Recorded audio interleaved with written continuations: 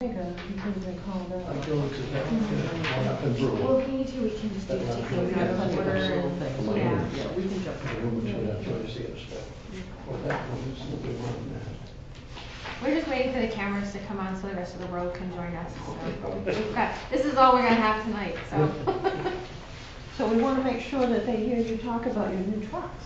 I won't leave it No, no. Let me see, where's the camera? Up back? Because they'll have my good side when I Well, leave. we can see your heads, we'll be able to see your I'm just here heads. I'm just here to answer questions. I'm not calling. I know, I was just teasing you. No, you don't need to make a presentation. They'll be on the sewer ordinance now. All right, welcome everyone to the Pittsfield Town Council meeting for Tuesday, February 18th. Please rise and we'll say the pledge of allegiance. I pledge allegiance to the flag of the United States of America and to the republic for which it stands, one nation, under God, indivisible, with liberty and justice for all. Have a moment of silence, please.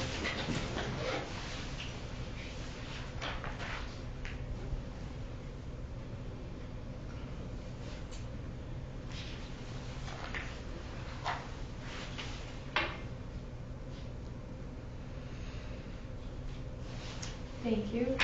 First item of business is adoption of minutes of the regular meeting held on February 4th, 2020. Look for a motion. Move we adopt the minutes as presented. Second? Thank you. Anyone in the audience have anything to say about the minutes? Nope. Counselors, any amendments or changes needed? None? All right. We'll vote to accept the minutes as written. All in favor say aye. Aye. Aye. All say nay. Motion passes. Catherine's doing the honors tonight for presentations, congratulations, and introductions. Yes, for presentations, congratulations, and introductions, we have a number of events coming up. I will just read them briefly, as we would like to get everybody home before too late, as the snow is coming down. So the first item is skating rink at the Pinnacle. There'll be a grand opening held on Sunday, February 23rd, 2020, from 11 a.m. until 3 o'clock p.m. at the Pinnacle. This will be a great event. We also have the Easter egg hunt coming up at the Pinnacle, which will be on Saturday, April 11th, 9 o'clock a.m. sharp. Come meet the Easter Bunny. This is my favorite activity in town, so I always like to attend. Prescription Drug Take Back Day will be taking place as the first of two in April. On April 26th, there will be free on-site shredding. The shredding will be from 9 a.m. to 1 o'clock p.m. and the Prescription Drug Take Back Day event will be from 10 a.m. to 2 o'clock p.m. and there'll be more information about exactly what can be brought. We have a bike rodeo that will be coming up with Kiwanis, which they do each year, and that will be held on Saturday, May 9th, so hold that date. More information will be coming. It could be in one of the surrounding towns or here in Pittsfield. It's been in Pittsfield a couple of years now in a row, so it may be in another community, but still important to attend. And last but not least, the 48th Annual Central Maine Egg Festival Week will be held Monday, July 6th through Saturday, July 11th, with the Kiwanis Carnival on Wednesday, July 8th through Saturday, July 11th.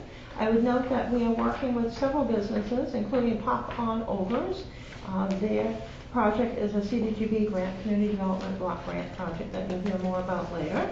The other businesses are inquiries, and one business has inquired about grants.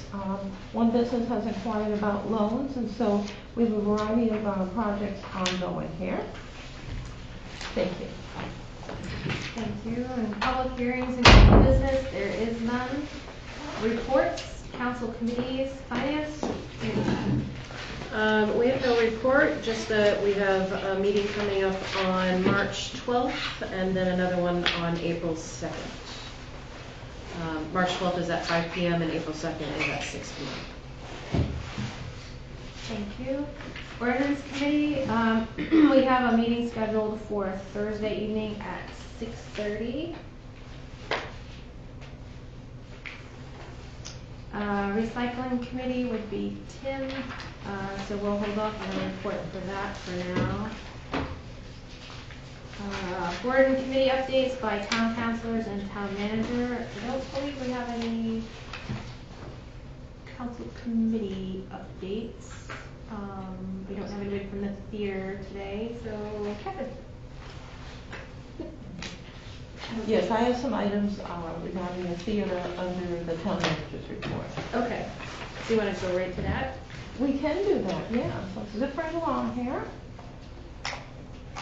Number one of a number of items, future agenda presentations. In March, we'll be processing the agenda items, which include scheduling a public hearing and holding the public hearing on issuing a loan for the paving and other capital projects in the amount of $706,000, which is the same process that we went through last year. This will allow $500,000 or $500,000 worth of paving. And we know that that doesn't go far, but that is a lot of money for the town to spend each year on paving. The council and the finance committee will have to decide on which roads will be paved. And we do understand that Snake Brook Road had its shim last year, so it needs overlay. But there are also other areas that are in desperate need of paving, including the Higgins Road, just due to the massive number of potholes and how it's opened up. That was a bad situation, and people have been very patient there, but that road does need to be addressed. We'll also be issuing the RFP for the borrowing to the financial institutions, and hopefully we'll get a good rate. We got a great rate. We worked with a wonderful bank and made the process so much easier than it had been in past years. Second, as voted upon by the town council at the December 17, 2019 meeting, the new Pittsfield town office hours are Monday, Tuesday, Thursday, and Friday, 8 a.m. to 5 o'clock p.m., Wednesday closed, and the staff is working on Wednesday. We do apologize for any inconvenience that this may cause. This is being done to allow for more work and projects, as we cannot afford to go back to the total number of employees that we've had in the past. So this will help people to concentrate on their projects. And we were open more hours than any other town around, and most of the towns in the state of Maine for many, many years. Number three, upcoming elections. We have March 3rd, the presidential primary and special state referendum election. June 9th, the state primary election and special election for Councilor District 2. November 3rd, general or the presidential election and potential state referendum election, as well as regular councilor and school board elections, basically the general election for the town. Number four, upcoming caucuses. The Republican 2020 caucus will be held on Saturday, February 29th. Isn't that wonderful to have the 29th day for that? So, this month. So, they will be meeting on Saturday, February 29th at the Pittsfield Town Office, 112 Somerset Avenue. Registration will be from 11 a.m. to noon, and then the caucus begins at noon. The Democrats will have their 2020 caucus on Sunday, March 8th, also at the Pittsfield Town Office, 112 Somerset Avenue. Their doors open at 1 p.m. Frank Reagan, who organizes this event, reminds us that daylight savings time starts on caucus day. They want to make sure people get there at the right time. So remember to sprint ahead. Number five, our recent energy RFQ, request for qualifications, was picked up by Google. So we're starting to get a lot more advertising than just putting items in the newspaper and on the website and Facebook, so that's good. Number six, board and committee vacancies. We do have a few. And some of these are due to term, or most of them term expirations, and unfortunately there were a few people that passed. If people are interested in serving on one or more of the boards or committees, they can contact the town clerk here at the town office. Members will be appointed by the council. So the following boards have openings: the Airport Committee, Board of Appeals, Board of Assessment Review, Cemetery Trustees, Economic Development Committee Team, Housing Rehab Revolving Loan Committee, pool committee, and recycling committee. Now, some of the committees only meet when they have an application, so they're committees that we have on the books in case an item comes up, such as the Board of Appeals or the Board of Assessment Review, which are very important boards. If somebody likes something that's like legal process and they vote on the facts, this would be for you. And it would be good to have a full board for Board of Appeals and Board of Assessment Review. The other ones, we have plenty of members, we just don't have all of the members. Number 7, Pittsfield Community Theater. We love our theater and need to have people support the theater. And they can support the theater by filling the seats. As you know, the theater is closed on Tuesdays and Wednesday evenings and generally has matinees on Sunday. The theater conducts regular evening movie showings and holds many special events.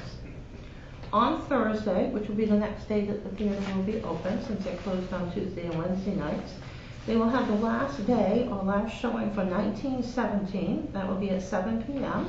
And then on Friday, Saturday, Sunday is a matinee, and then Monday is an evening movie through the 24th. Little Women will be playing, which I've heard is very good. And then its last showing will be on the 27th. And then other movies are being scheduled after that, and we'll release the listing as soon as possible. Number 8, our Bangor Savings Bank manager was excited to hear that we received the Bike Main grant for 4 bike racks, and she had worked and was a very integral part of the Bike Main project that we had here several years ago.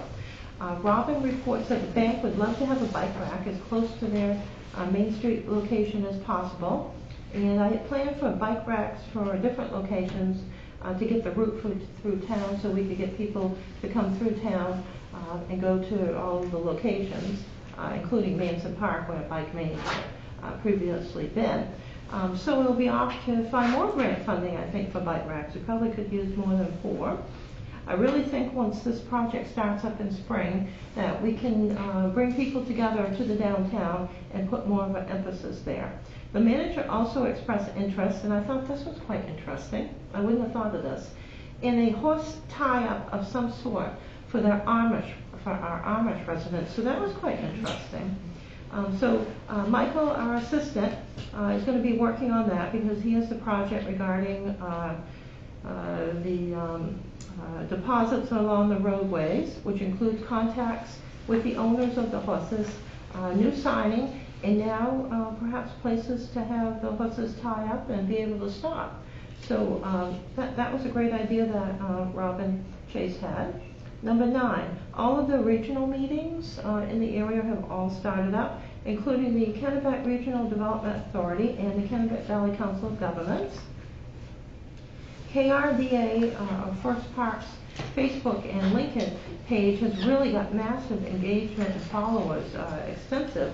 So I'm going to be getting some tips from them, from the consultant that they hired, on how we can do this efficiently as possible given our many responsibilities and limited staff. And so if we can get a way to get this so that everything's all linked up together and have it work with by doing it once, that would be really good. Our marketing committee meeting was very interesting, as well as the Kennebec Valley Council of Government meetings on all the projects that we can become involved with and benefit from. Katie Todd's Comprehensive Economic Development Strategy meeting will be coming up in March, at which point we will learn about the 2020 census in our community and how we can help out. The speaker will be the partnership specialist coming up from New York City for the Census Bureau. So this will be quite interesting. There's items that you can do that ensure that the town will have a better count, because people are always missed when the census is done, and the census affects grants and many other types of funding. So this will be an interesting meeting to go to. Number 10. Councilor Billings is interested in being on the Pittsfield Economic Expansion Corporation, so we'll be bringing that to the next peak meeting, or Pittsfield Economic Expansion Corporation meeting, and the directors are interested in having her on that entity that works on economic development. That'll be an item that will be on the next agenda because it does require a council approval also. So that will give us one more member, which would be really good.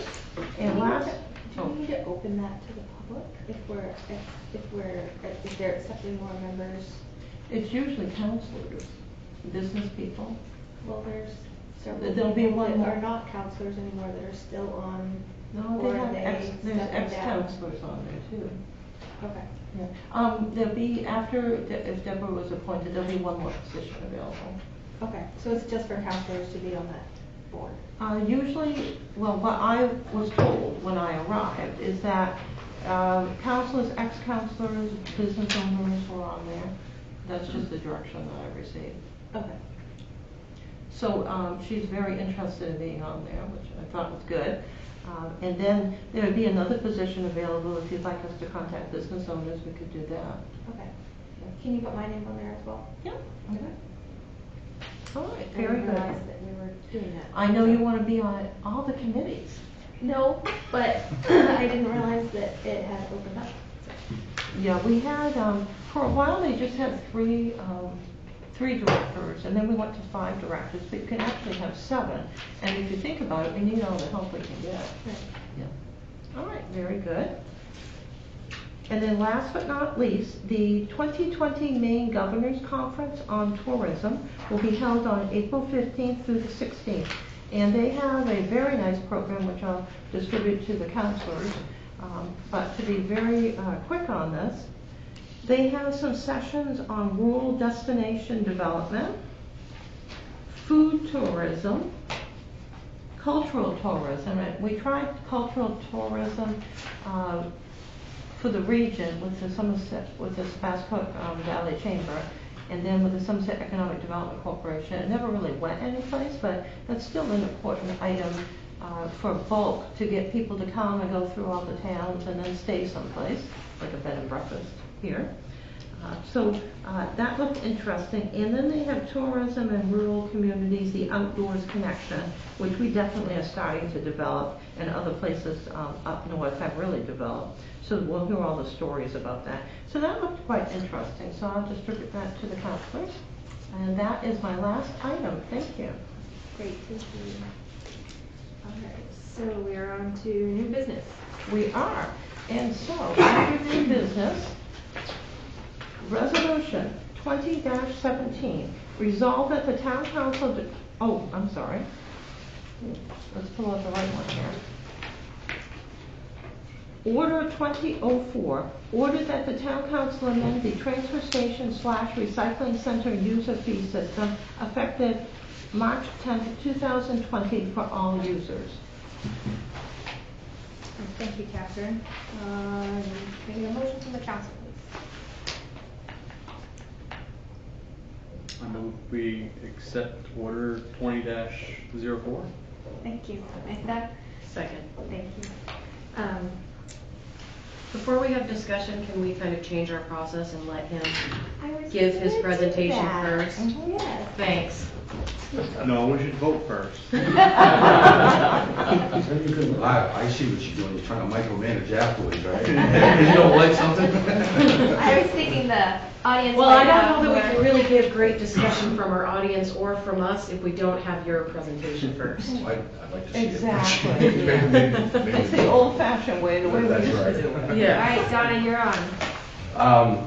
Basically, this has been obviously an ongoing process for the new councils that are here, that we've been talking about this for a little over a year. And I think I've been in here in that year 3 or 4 different times with different proposals and getting a sense from the councilors themselves, and obviously sparking discussion from residents who come the next day and want to voice their opinion to me at the transfer station rather than coming to a town meeting saying that I'm charging people thousands of dollars and they're going to throw me out and fire me and whatever it may be. But it did definitely spark a lot of discussion. And one of the things we wanted to do is I don't want to make it overburdensome for people to be able to use our facility, but I also understand with the ever-changing cost increases with tipping fees and stuff. And by the way, our tonnages are trending downward, which means it's becoming less expensive because people are doing a little bit more, and I think this is another way to focus a direction for people to want to recycle more and to participate in the program and create some excitement about the program.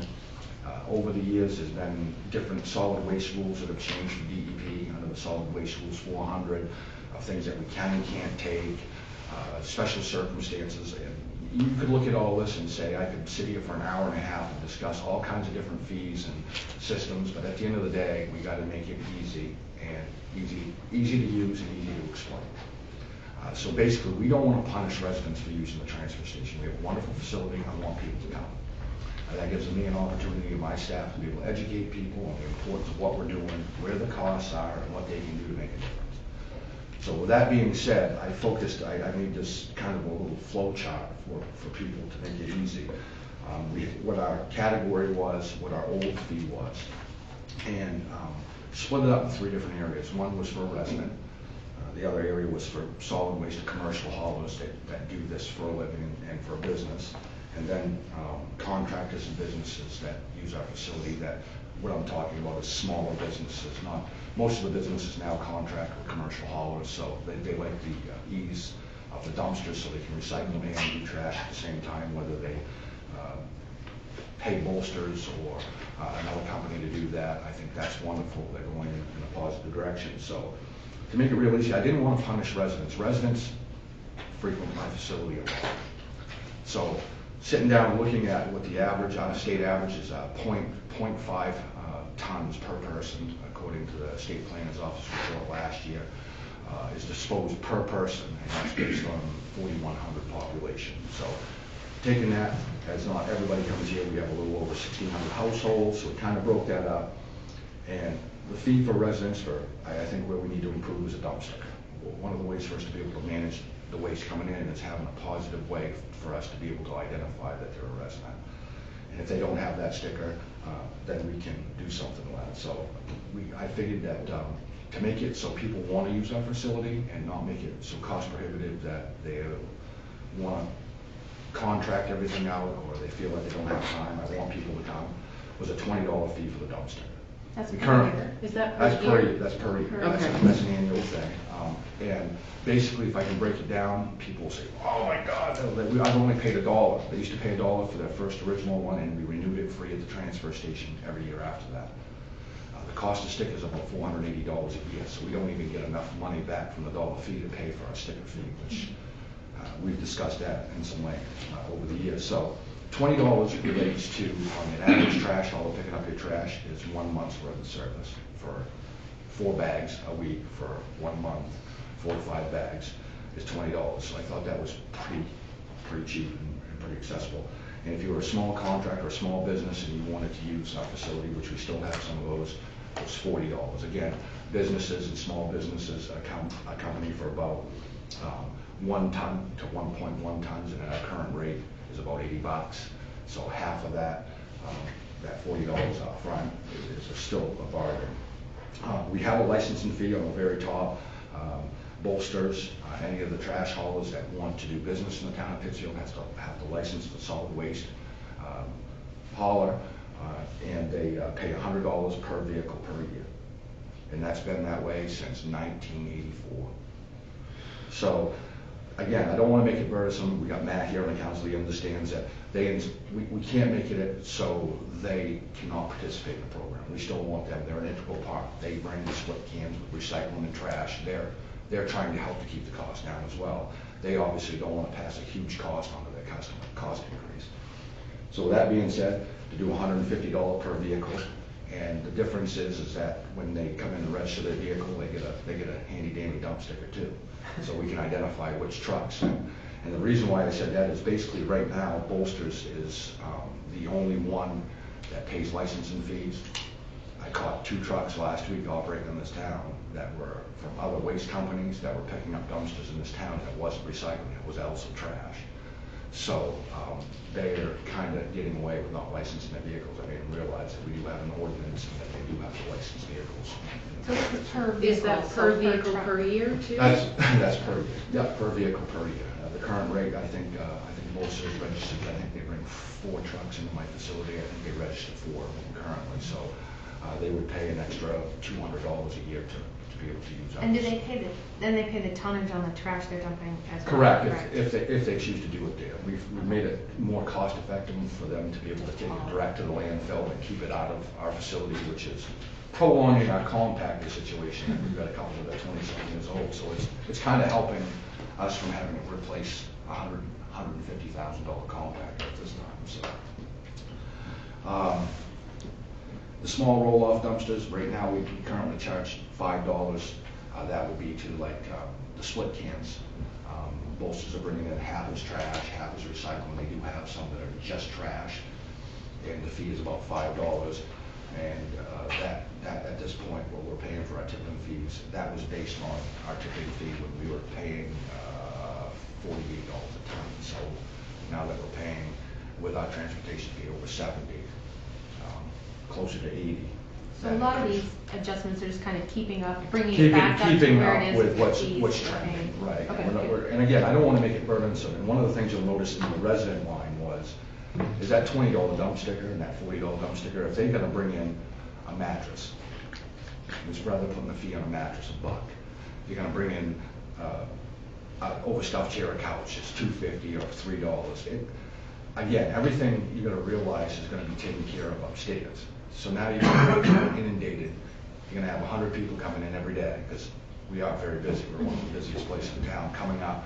Oh, I need to get rid of the couch. I need to pay $1 for this. So again, we're trying to make it less restrictive for even the administrative portion of this, so we're not doing that. So that $28 to $40 for those businesses will cover average people. If you're gonna bring in a couple of mattresses, if you're gonna bring in an overstuffed chair because you got your income taxes back, that's fair.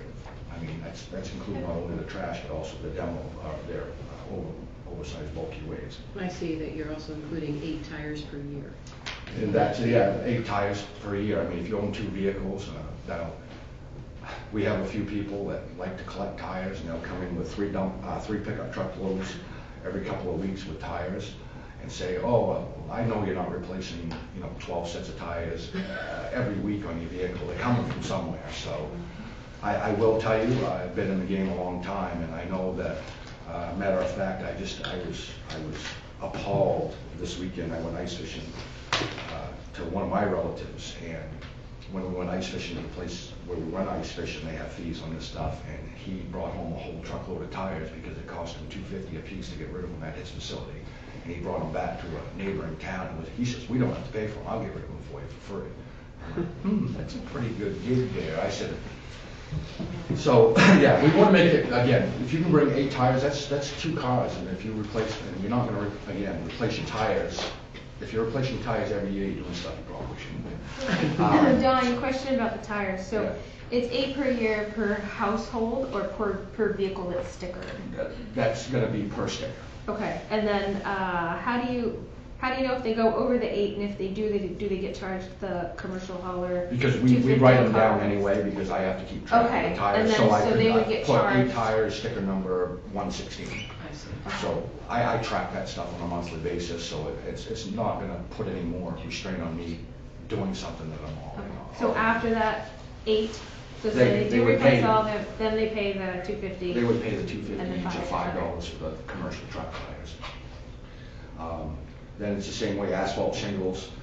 Right now, the old fee was $30 a ton. I mean, $30 per pickup or $90 a ton. Residents, $25 for a pickup. Obviously, the commercial haulers they're gonna have to charge the people to their home direct. Drumming up some business for some local commercial haulers to keep them out of my facility. Again, those end up going into my trash compactors, and they don't pack very easy, do they, Matt? No. So you want to talk about wear and tear on the machine. We want to kind of divert those if we can, but we also want to leave it open for small quantities for homeowners to be able to get rid of those. And this is one of the areas where I've heard a lot of people complain, well, how many times in your lifetime do you replace a roof? You're talking about $100 fee over a 15 or 20 year period. If you're changing and bringing in 100 tons of shingles a year, then you're obviously a business or a contractor. You're not just replacing your roof. So we're going to try to discourage that on the commercial side of it. Again, we have small businesses that do some of that stuff. If they do want to bring it to our facility, $40 a pickup load or $100 a ton.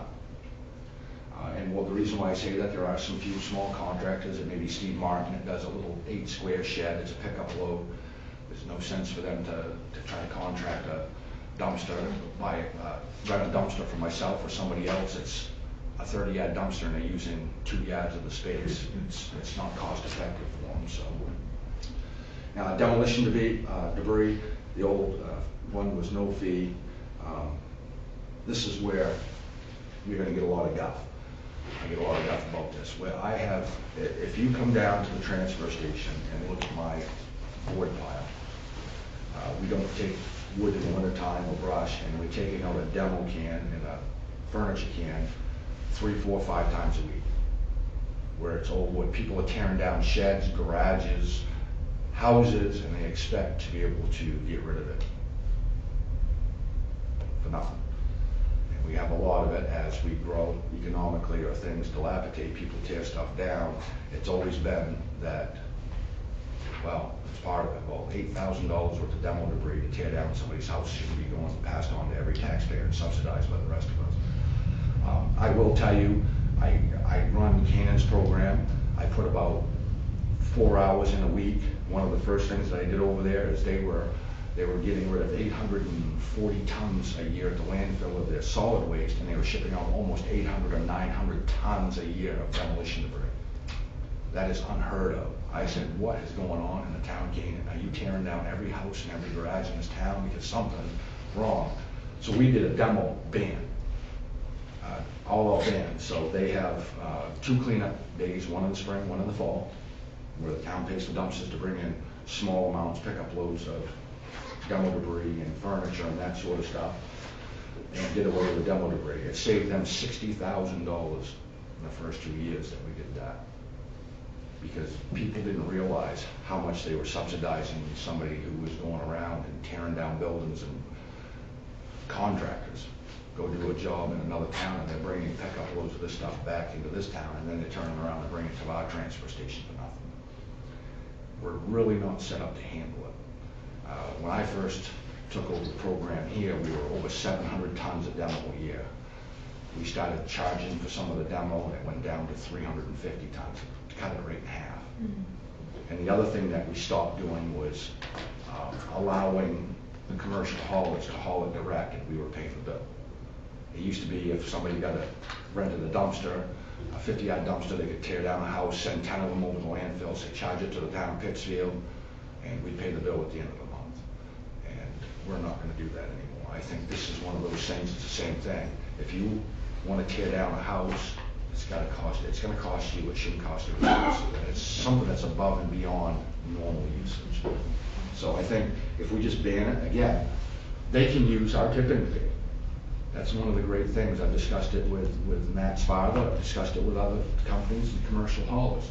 You want to offer a dumpster and rent that dumpster out, and you can use our tipping fee as a way to judge cost. So if we're paying $70 a ton to get rid of it, they go over. If you're willing to let us backbill you the $70 a ton, there's your fee. And then you're saying, I'm not charging you nothing for the demo. That's exactly what it costs to get rid of. All you're paying for is the dumpster and the transportation over there.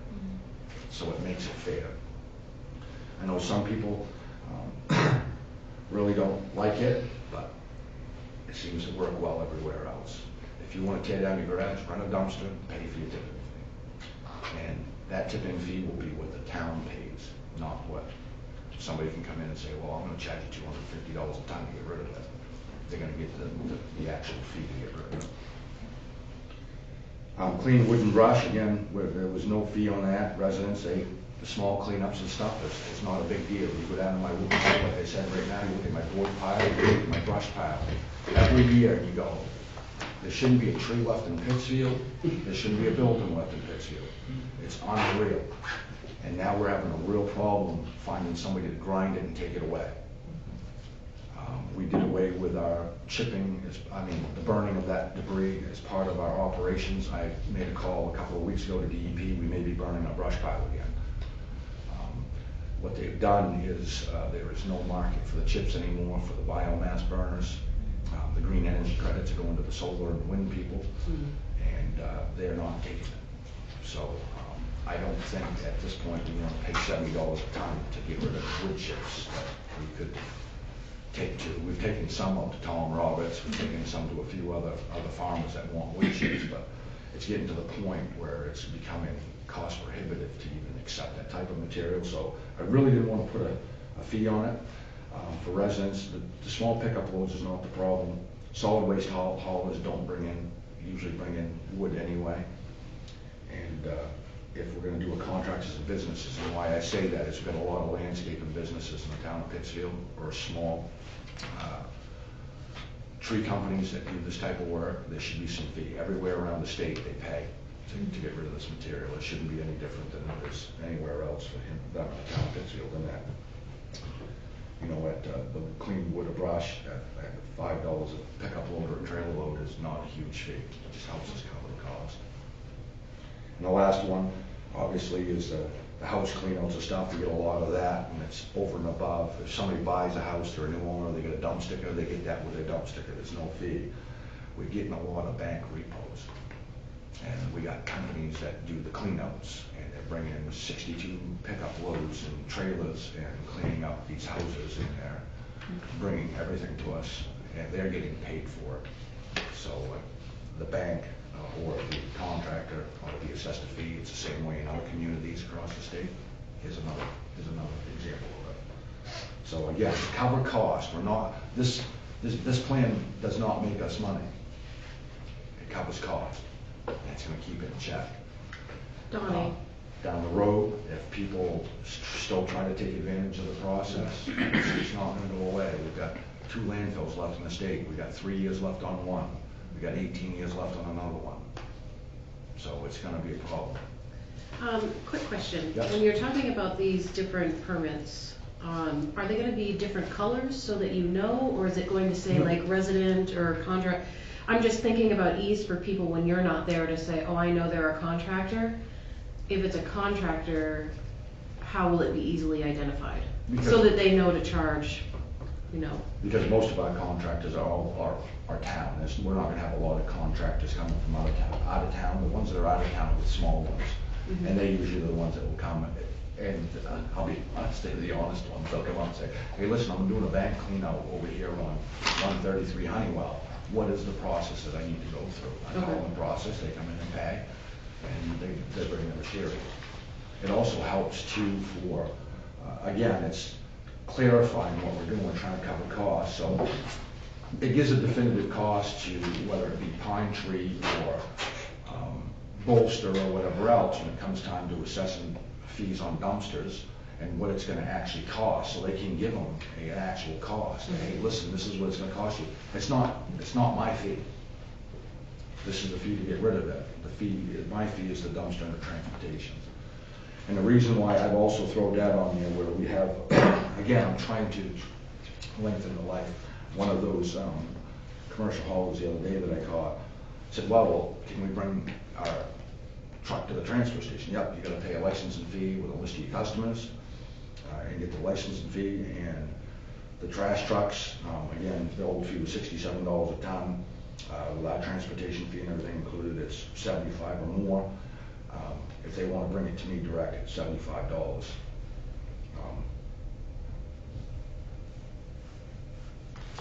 I just think at this point that's a good place to start.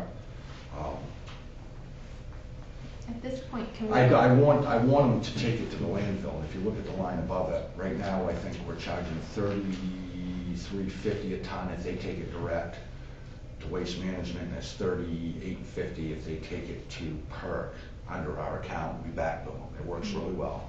Bolsters is always good about paying their bills.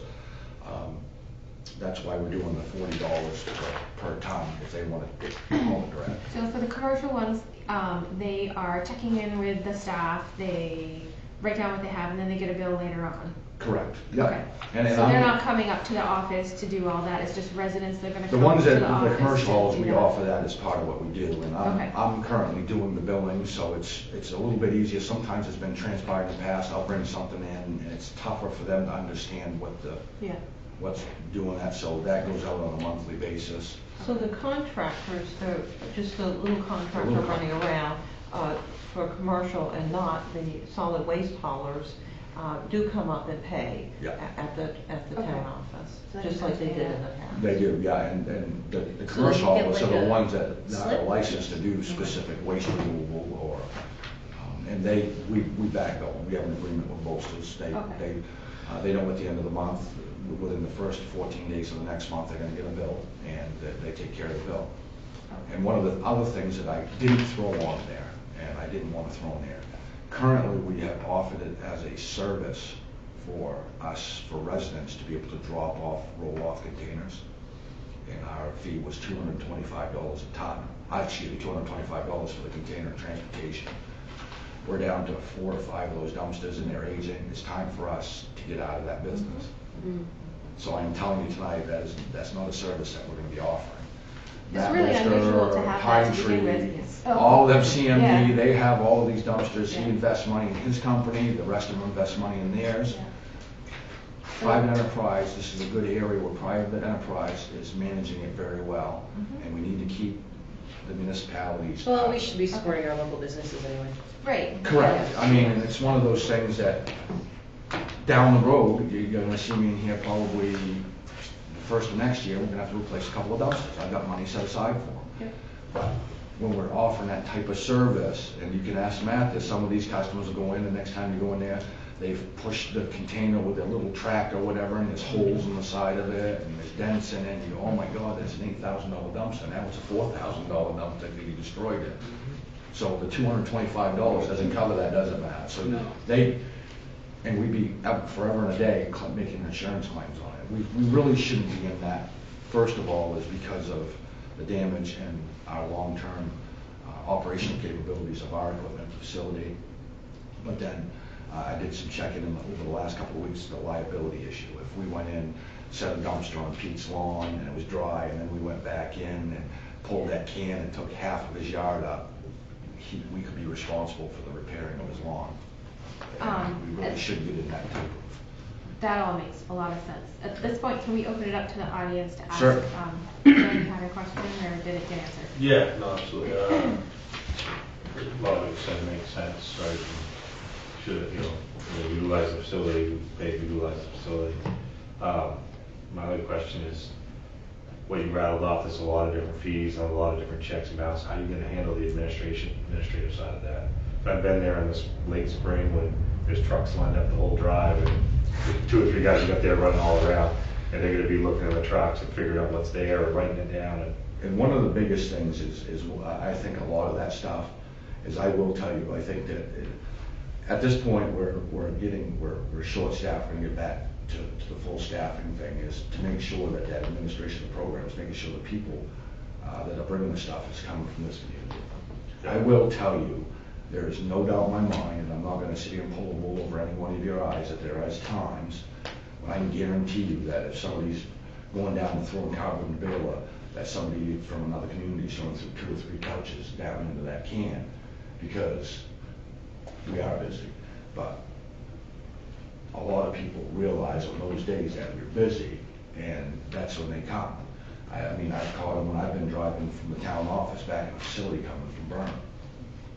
And they come in, I say, you just came from Burnham, I need to see a dumpster. I go, well, I don't have them. Are you a resident of Pittsfield? No, I'm from Burnham. I said, what are you doing here? Well, I'm throwing this away. I usually come in on this day, when we get Bolsters, a busy day that we're doing cardboard or something, I've snuck them in here forever. The guy next door told me to do it.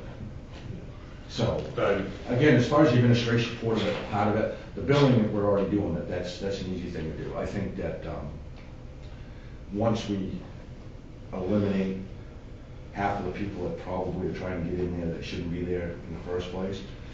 Again, busy. Saturdays, I understand it's a busy day. You've been up there on a Saturday when they're lying down the road. They're gonna have to realize that they're coming in there, they got a fee assessed, they need to do that on Friday, if they won't be dumping on Saturday. You see what I mean? So it's gonna be trying. That will probably make a lot of people very unhappy. It is, and it's gonna make them unhappy, because once this new system goes into effect, that sticker is going, if you come up, when we start instituting this, you come up and you've got last year's dump sticker, we're gonna let you get rid of your trash. But the next time you come back, you better have your dump sticker, or we're not gonna let you down. And there are people that, I just had one the other day, says, well, I haven't had a dump sticker since 2017. And he said, I only come up here maybe once a year, and you just happened to catch me today because you were here. And you saw me, you walked over and said, okay, where's this stuff coming from? He said, I only use it maybe once a year. And he said, you haven't catch me. He said, I haven't got one since 2017. He said, because I come up here so infrequent. I've been longer than that, I go every weekend. Yeah, so, yeah, and some people will do that. They come during a busy time. I didn't realize we didn't dump stickers anymore. I didn't talk about it. I would have. And once you get used to people, it's the same way. I used to know everybody that come to my facility. 10 years ago, I knew everybody. I knew whether you lived in town, whether you lived in Burnham, whether you lived in Detroit. I'll tell you right now, I don't know 3/4 of people come to my facility anymore. That's why I ask all the time, is because you got a dump sticker. I don't recognize people. I don't know if people moved away, we got a lot of new residents, but I don't recognize people. I think having, this, if we pass this, it's 30 days before it goes into effect, like the ordinances, or It's we would not. give it a little bit longer, and we really need like a PR campaign and put ads in the newspaper and make people Yeah, where they and need to that's buy one a of the things we need to sticker. put in with And the. set a date for when it's going to start, like June 1st, you have to have a sticker if you want to dump. Yeah, right now And it's really set for, kind of go through those things. yeah, it's set for March 10th, which I think is too soon to get the word out. It's in the It's in actual the- order. Yeah, it's on the order, on Oh, the it's agenda. down. But I think we Oh, should down amend there. that to say June 1st. It'll get enough time to get the Yeah. word out that people I mean, need does that to work? adapt. I mean, Well, that's that's fine. I mean, awfully we quick. Get it in the Rolling Thunder. You could even go May 1st. I'll have to notify all my. That's May 1st is fine. more than Yeah. enough time for them to, the Yeah. people that use it. Matt will have to notify Oh, Maybe the right. 2 citizens. months, or that'd be, yeah, 2 months. all of March, all of April, before, in May May 1st. 1st. That would give like 9 weeks for people to become aware of it. We can put ads in the paper, and we need some better signage down at the actual gate too. Because people need to be aware, you know, if they have a load, they know they're gonna be going, they need to pay for it ahead of time. And the office is not open on Wednesday, but the landfill is, so, or the recycling center is, so they need to plan ahead. Correct. If they wanna dump on Wednesday. Right. I think that because of all of that, and having to get new signs and everything, we should not do it May 1st. Let's do it halfway through the year. We have a lot of good time to let people know, especially the people who come in frequently. I mean, I know you've got people who may only come once every other month. Right. And that gives them a chance to get notified. We get it in the Rolling Thunder a couple of times. We have good signs. Companies can let their customers know. Contractors have a chance to change their fee schedules who are used to just dumping even though they're not supposed to. So we need to do an amendment to our order. I agree. Would you like to do that? Yes, I move we amend the order to reflect June 1st, 2020 for the start instead of March 10th. Second? That was a question. Second? Well, I have to abstain from this vote, so in No, this I- order, so, Yeah, so you won't have enough votes to do it. I was just gonna say, well, you have to vote. Well, he actually can't, he's gonna. I know. Yeah. You don't have to abstain, because you don't own the company. That's true, you're. Your old man tells you what to do. No. He told me. Of course he did. Someday he'll own the empire. no, we. No, I respect his Yeah. want to. No, yeah, no, and I think we can amend the order, and then we're gonna table it until the next meeting when we have Yes. enough votes. Yeah. So we're not even gonna vote on this until the 4th or whatever. First meeting in March. March. And before then, what I'd like to see too, Johnny, if we could please, is instead of having blank boxes where it's not applicable, if we could put NA in those boxes, and this could be basically the table that we send out to everybody. Well, I'm not always gonna take the space out, but I wanna, Well, yeah. I'm actually gonna, I'll actually, when we do the handouts, I think it'd be helpful to be color coded too, so they. Yes, I agree with that, and- Color coded, if you're a contractor, this is what you do. And if it's something that's commercial solid waste only, you can be putting NA in the field under resident and all of that stuff to, And- I have to create a lot of these tables for people, and I know that they are easily misread, so. We're just We blocking do that out. too with Excel Yeah. spreadsheets. Oh, and yes, tables. all Yeah. the time. Alright. So, yeah, that would be my. Color coded. Ben, did you have bold. another question? Yeah, so, question. for the administrative piece there, I would make sure it's very, very clean lines on what is what, not literally. Right. But, what is what, you know, if I'm your average homeowner and I'm coming in with my standard weekly trash, and I got 3 contractor bags full of drywall that I demoed out, and I'm just loading stuff into the dumpster, Right. are we gonna get, you know, is that? No, and that's Demolition waste now, No. you know, are you gonna end up setting your guys So up to what sit there is- and argue with? So what people? does it mean, No. that what does layout, what does demolition Exactly, really you mean want for very the clear, very layperson? clean on what this Well, means. it's just, it's. So we'll include definitions. Right. I know you see you guys sitting there having arguments with in front of every truck about, well, shouldn't be this, I don't believe it's that, and you know what I'm saying? And if you just think about what goes into demolition, what would go into, what you're throwing into regular garbage. Yeah, but a little bit of its volume too, right? If it's a kitchen-sized garbage bag full of some drywall, you're not gonna. Right, it's not a 16-foot. And this is logistic type stuff, but I know you guys, is there a way to set up, before vehicles ever get into the facility, not way down the entrance, but before you get in and they're going out over the tire place and they're backing into the hoppers and they're going down to the, you know, OBW and stuff like that, that you're almost checking in first? Yeah. You know, and looking, inspecting, okay, this, just so you understand, this is a fee, and this is, it may deter some of those things where I dumped it, now you're telling me I'm gonna fee, or, I don't know how you do that, That's what they do in other. but Most before towns- it ever comes in the Most facility. towns have like a little gatehouse and Right. somebody's there, you're checking in Exactly. with them, and that way you're stopping the people that shouldn't be there before they even get up and clutter up E- everything. But, Exactly. you know, when staff is needed to be both, you know, staff is short and they need to be there, And but that's maybe what- it's one of those things that on Saturday, there's somebody ahead And of that's what time we say about to catch getting them. staff and to get Yeah. through those rust spots. But I did have a patient come in today that said that, why are we putting our new office over where the compactors are? Why is that, why is it? Maybe the new why is office it could be up down a little further, bit. then you don't have to worry about the spalling concrete, this and that, and you got your 2 controls there, why couldn't you put a little booth there, and the guys can run those keys when they're coming in and out of the building? I'm like, oh, I said, now I feel like this big. I said, I really do, I said, that's a great idea. I said, I'm not gonna argue with you, it makes a lot of sense. He said, well, you got those keys that are on the outside of the building, right? I said, yeah. He said, could you put a control here and put just like a little booth here? And buy one of them little plastic buildings for $200 a year so you can get out and just turn the key, because you guys are in and out of the building. You go in, turn the key, and go back into the main building, and you could have the office down there with somebody stopping people. I said, I don't know what to say. I said, you've ruined my whole day. It makes sense, it I thought really you were does. required to put it in the same footprint that it was in anyway. Wasn't that something that was required? Did I mishear that? If we do any major changes, it's gotta be in that kind of that footprint if we do any major changes. The only difference with moving that building up further is you'd have to have power. So we don't have power there, so it's one of those things. I said, well, and they said, well, could you you guys are green energy, could you put a solar panel on the top of the thing? I'm like, oh God, here we go. I don't wanna get into that right now, but yeah, I mean, it made sense. I mean, unfortunately, we kind of, this is what worked in 1984, and it doesn't work in 2020. It's a significant change, I would just make sure that the team and everybody's gonna run through the scenarios, what we run into, do we have a plan, a solution for it? I think Yeah, the we do. idea of The having guys some that are there definition is are good. pretty, have been there for quite a while. I mean, it makes sense, it's a significant change. It's gonna be the It's never first changed. couple of weeks, even after we institute. There's gonna be somebody there checking before they come up. There's gonna be a table or something there, we're gonna be checking stickers. And the billing, you go there, and then you come back here and you pay the bill? Is that how you? No, that if you're a resident, I try to make it easy, so most of the stuff you don't pay for. So you get your sticker, and then we'll make it clear, obviously, on this, is something that's above and Or, like, beyond. contractor I've always bags, told the people, number. Verizon does a great commercial, call ahead.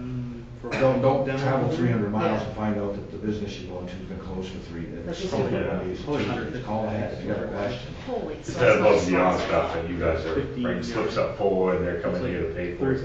Now, Maybe actually, we've got a administrative thing. trainer, so they come here first. They don't even, or they'll call and say, this is what I got, this is what, is this what it's in the to pay for? Yes, you're gonna go up, see the girls, it's $20 to pick up loads. Okay, we gotta wrangle this around, we got a Right. whole other agenda bit here. But we will Lots of agenda bit clarify here we this. can We'll do. make it- So, we'll make it very We're clear. actually gonna put this off for the next meeting since we don't have enough votes.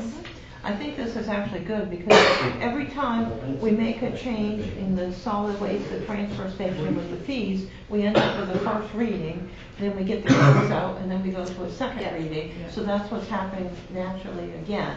And so what we can do with the companies that we know that are contractors that would be affected, we can send them a notice way ahead that explains out, you know, this is what you need to do in order to get this done, these are the days we're open, etc.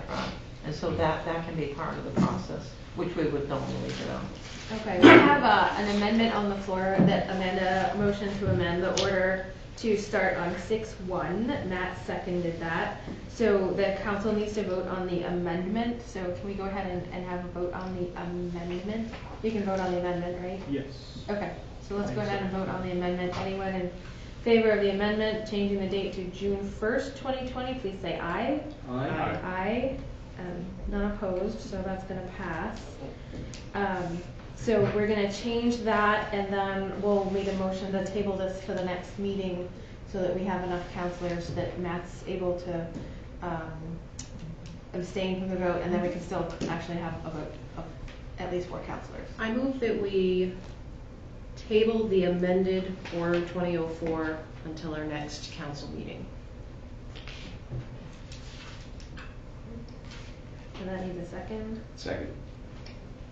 All right, all those in favor of tabling amended order 2004 to our next council meeting, which is March 3rd, please say aye. Aye. Any opposed? Okay, so that's gonna pass. Donnie, thank you for putting all that together, and And I I'll know clean if it you up wanna- too, I'll have some, maybe get some sheets, maybe some more explanatory sheets, and I'll do the same thing with recycling. It's this time of year we hit on recycling. Yeah, I think it's good to get this all squared away and in process before spring and summer comes, when people are coming up to open camps and doing all that kind of stuff, and things get really busy. If we can get all that information out there before everybody gets busy during the summer and get them thinking about it. And do we actually have dump stickers in stock to be selling to people? They will be in next week. Okay, perfect. So if people go and buy their dump sticker before June 1st, Why, don't do that. don't buy a dump sticker. Are Are we not gonna sell any dump stickers until this goes into? I think that Just that hold we off. put them on sale a month before. That way you're not, because You don't right want now we're 5,000 operating people on or a 100. 19 sticker right now Yeah. anyway, so that's what we've been checking, is the 19s. Okay. And usually we don't get them until the end of February, March of the year anyway. So by the time we approve this, dump stickers will go on sale the 1st of May-ish, Yep, in time for people to have them for the 1st of June. correct. So, okay. And we'll have plenty of time. Well, like I said, at the end, we can even, if they even want to make it in the middle of April or something, we can advertise in there. Perfect. I had a Okay. question Mhm. about the tires. That's about the only one that I have a problem with. There's a person that has 4 vehicles and a number of trailers. We need to take And I eight. pay a disposal fee when I buy tires anyway. So why am I being charged a disposal fee? That's a state disposal fee. Now, so I know that we have to do something because we have numerous people from numerous towns coming in to get rid of tires because we can get rid of them for free here. Right. I will tell you the best thing that you can do, the state disposal fee is on tires, I fought this with refrigerators, is that disposal fee for the tires that you just bought, that they put on the vehicle. But the law does state that if you go to Varney's and that Ford tires change, they're supposed to keep the tires. I know they like to throw them in the back of your pickup if they can and have you drive away and take them, but they're supposed to take them there. If they sell furniture vendors are supposed to take your old piece of furniture when you buy the new one, but I would strongly advise it. I don't know who does your tires, whether it's Varney's or a tire company, but they're supposed to take them. Yeah. I just think that 8's a little, not that many. So I think that we need to have a number, but I'm thinking that number's a little low, my opinion. That's part of Well, the common household, usually has 2 cars. They don't have trailers and, all the other accoutrements and things that go with that. I mean, most people might not even have 2 cars. So, 8 tires a year, that would be replacing And that's all per of your sticker. 2 vehicles. Right. Right. So you could get a second dump sticker. And then not have to Put pay. one on the wife's knee. I'll retire after We have 3 this. houses. You can do Yeah, so it's- 16. That's it? You're unique. Actually, do you have 3 houses now? You did, I noticed I did this from the landlord, though, I own 3 properties. If you're if you're. Well, see, I don't take care of my tenants' trash, so they would have their own stickers for that. There you go. Give them your tires. Okay. There you go. There's my problem. All right, so we tabled that. We're going to discuss that at the next meeting. We're going to move on to Resolution 20-23. Resolution 20-23, resolved that the town council authorize the town manager to execute and submit a letter of intent for the Community Development Block Grant, CDBG, Economic Development Program for Pop-On Overs LLC and/or the Nancy House. Move we accept resolution 20-23? Thank you, Matt. Second. Thank you, Keith. Okay, anyone in the, actually, do you want to have Catherine talk about this a little bit before audience questions, or just the highlights maybe? Real quick? Yes, very good. We've been working with a number of local businesses, and there are very few grant programs available. For the businesses that have a good business plan, that have been successful, and for the larger businesses, the Community Development Block Grant Program is an option if it is for economic development project for themselves. We have been fortunate in that in the past we have received the funding that we have applied for. We have Pop-On Overs, which has a successful restaurant and catering business, baked goods. That second goal or second project that they would like to implement is the changeover for a local property that they're purchasing this week from an apartment complex into a bed and breakfast.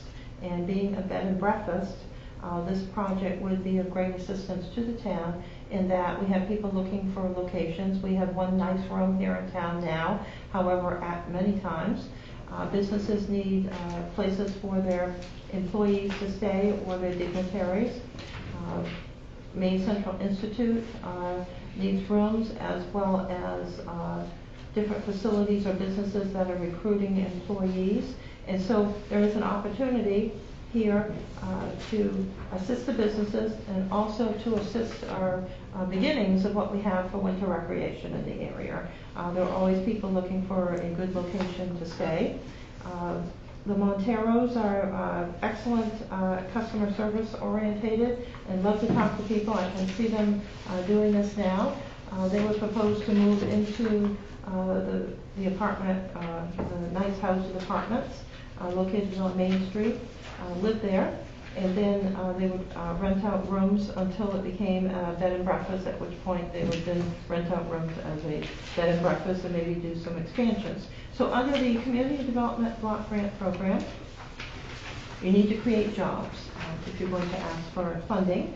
They would be asking for the additional funds that would be necessary to install a fire suppression system in the facility so that it meets state requirements and will be safer. And so the cost of that, along with its associated items that need to be done, is approximately $100,000. The CDBG program requires a one-to-one match, so they would have to come up with $50,000. And as you note on the application, or at least the letter of intent part of the application, they are working with a local facility for the funding for that. The gap, because this is a gap program, the gap is $50,000.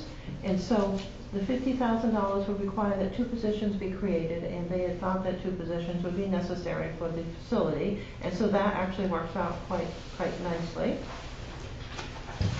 And so the narrative discusses just very briefly the project. The process is that letters of intent are due on Friday. We've talked to the Department of Economic and Community Development, got the nod to submit the letter of intent. We've requested a waiver. The waiver would be required because the grant funding that has been requested is under $100,000. We've been told to write down that the waiver will be approved by the Department of Economic and Community Development. And so this is the first step. And this is a step that took us a while to do, once the decision was made, because you have to fit everything in and make it all meet the requirements. The grant application, which is the second part, would be, if successful and asked to apply, would be due in May. And that is a book, basically. And we've done those before for a number of companies here in town, and there are a lot of requirements.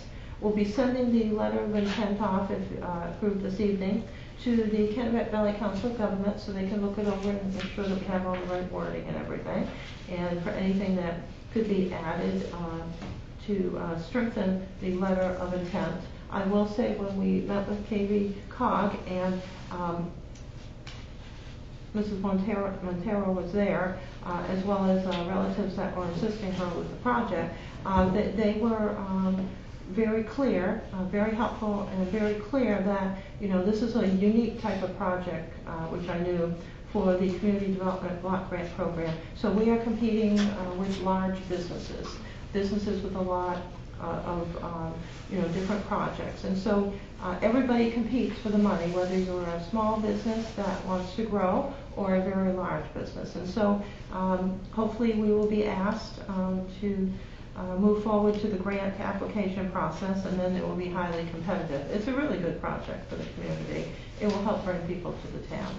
Thank you. Any questions in the audience? No? How about councilors?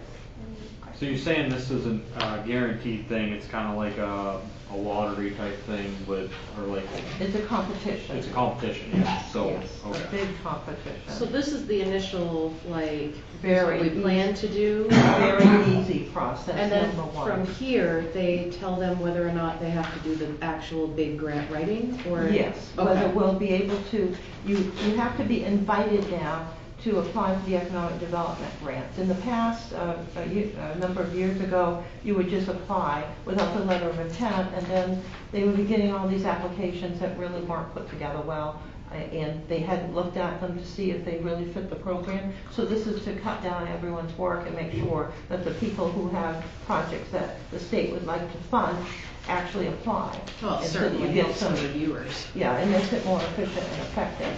So this is the first step. So those that don't get invited to apply, don't go and spend, you know, 100 hours more working on the grant application.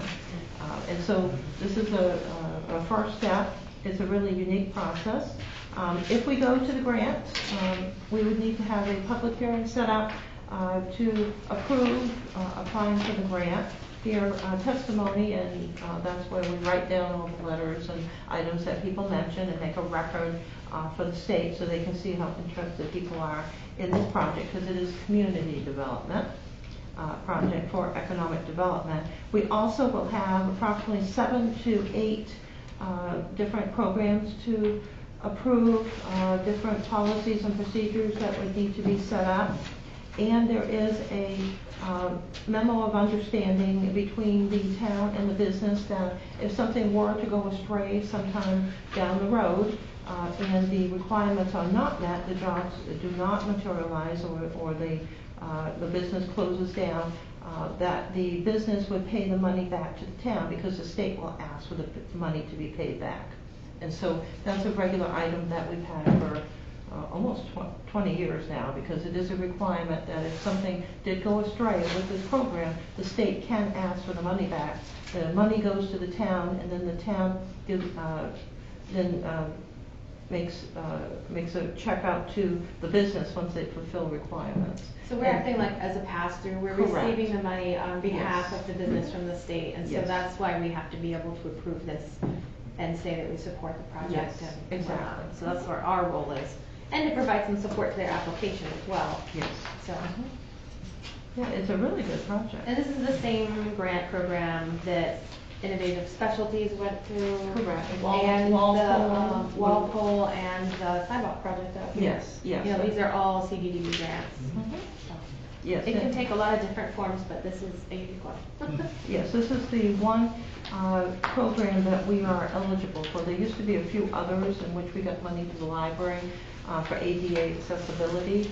Normally, the town is not able to apply for all the other categories, like downtown revitalization, different types of housing projects, different types of economic development that is not for a business, because we're not 51% low and moderate income, which is in many aspects a good thing.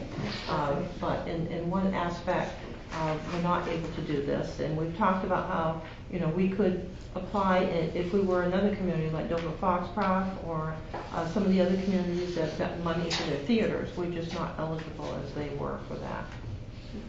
Any other questions, counselors? Okay, let's vote on resolution 20-23. All those in favor, please say aye. Aye. None opposed, that passes. Thank you. And you did notice the interesting name, the Nancy The House. Nancy House instead of the Nancy House. Yes, exactly. That's what you thought. Resolution 20-24, resolve that the town council choose the recipient of the 2020 Pittsfield Spirit of America Award tribute. We need a motion. I move we adopt resolution 20-24. Thank you. Second? Thank you. All right, we have a list of names here to choose from. We've done this every year for a long time. For those of us who have never done it, can you explain the process now that we've read through all of this? Yes. What are we doing tonight? I Yes. know we're selecting, but how do we narrow it down? I mean, 11 people, how are we? It's your thoughts on what you would like to do. It's a very informal process. Many towns, have like a Citizen of the Year award, and it's very particular.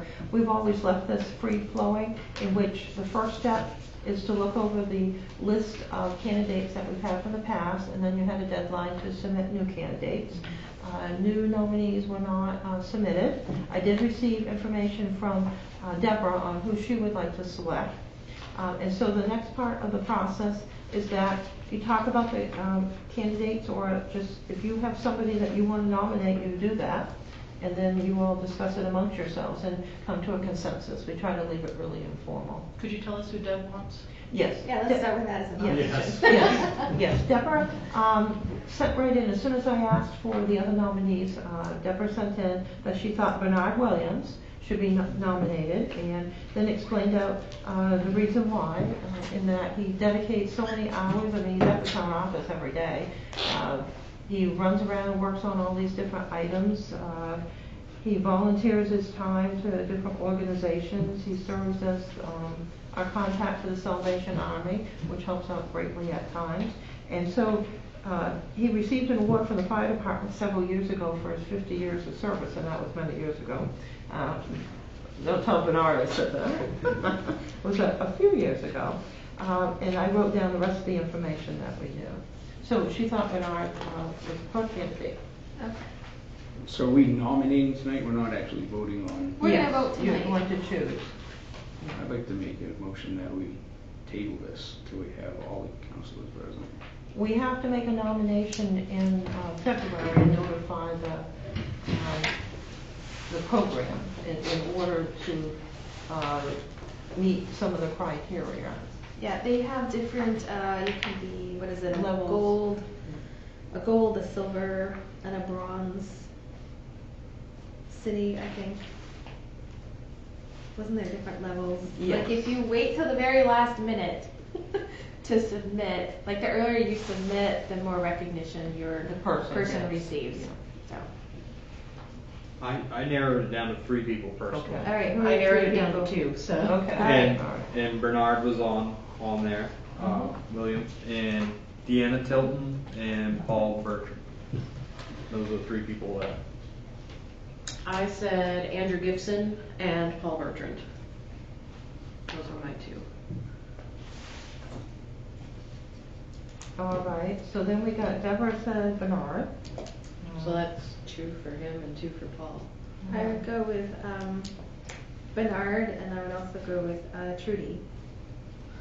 Everybody could get. It's so hard because Yeah. it's like, Oh, can I we just agree. like acknowledge them all, It's and a then good have list. another 20 people every year that we. Pete, did you have any feelings other than tabling it? Paul Bertrand. So we have 3 for Paul. So we got 3 for Paul and Bernard. No. Was there 2 or 3 for Bernard? I 3 for put down, both of I them. put 3 down for Deborah, both. because Okay, she that's had given me written comments. I want to hear from our citizens. They're all good choices. Between our 3 most named, Bernard and Paul, which are very difficult to choose from, I think. Coin flip, yes, exactly.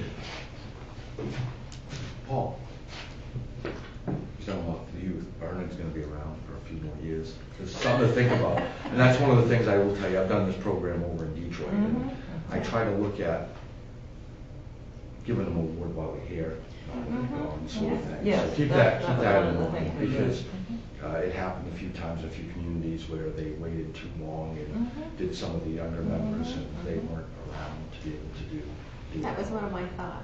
That was one of mine as well. Recognized before, right? Hmm? I'm assuming neither have been recognized. None of these people have been recognized for this before, and then other people have also been nominated, but they received other community awards, like from the Chamber of Commerce, the Sebastopol Chamber of Commerce, or things like that, so they weren't put back on this list as well. Because we If they had already had a nominated- significant. Because we award had as well. nominated them for something significant like this, and they won, we just didn't put them on there. Like Jane Woodward, for example, she was one of the winners of the Chamber of Commerce, as well as, so Ann McGowan too.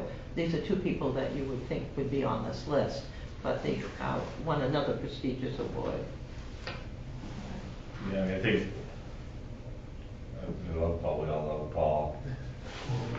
And well deservedly, Paul gets a lot of recognition for all the things he does, I think. I don't know if Brian does as well, so maybe, I don't know.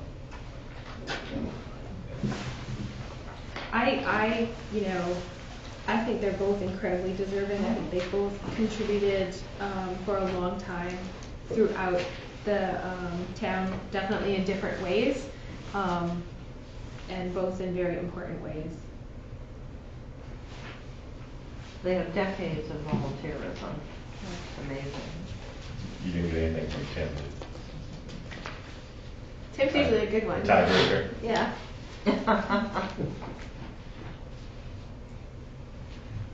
Tim's name's on here, he may have wanted to abstain anyway.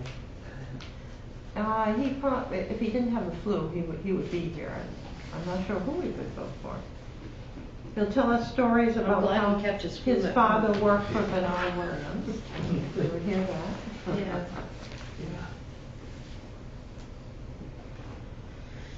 So I think we ought to go with Paul. Mm. Okay, I'm thinking, let's go with Paul. Okay, Paul Bertrand will be our, I see nods from everybody. Do we want to do an official vote?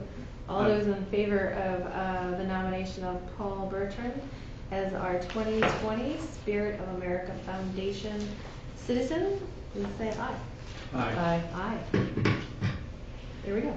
So what we will do is, Paul is away, we will, I believe he'll be back in enough time so that we can do an award ceremony in April. If not, we will do it anyway, and so that we meet the requirement, and then do it when he gets back. There's always ways to meet the requirement.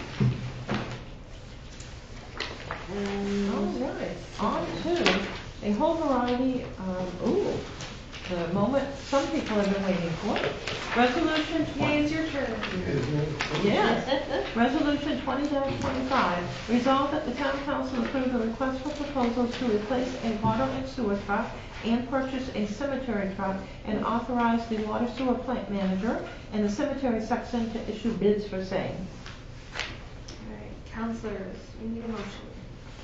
I move we adopt resolution 20-25. Thank you. second.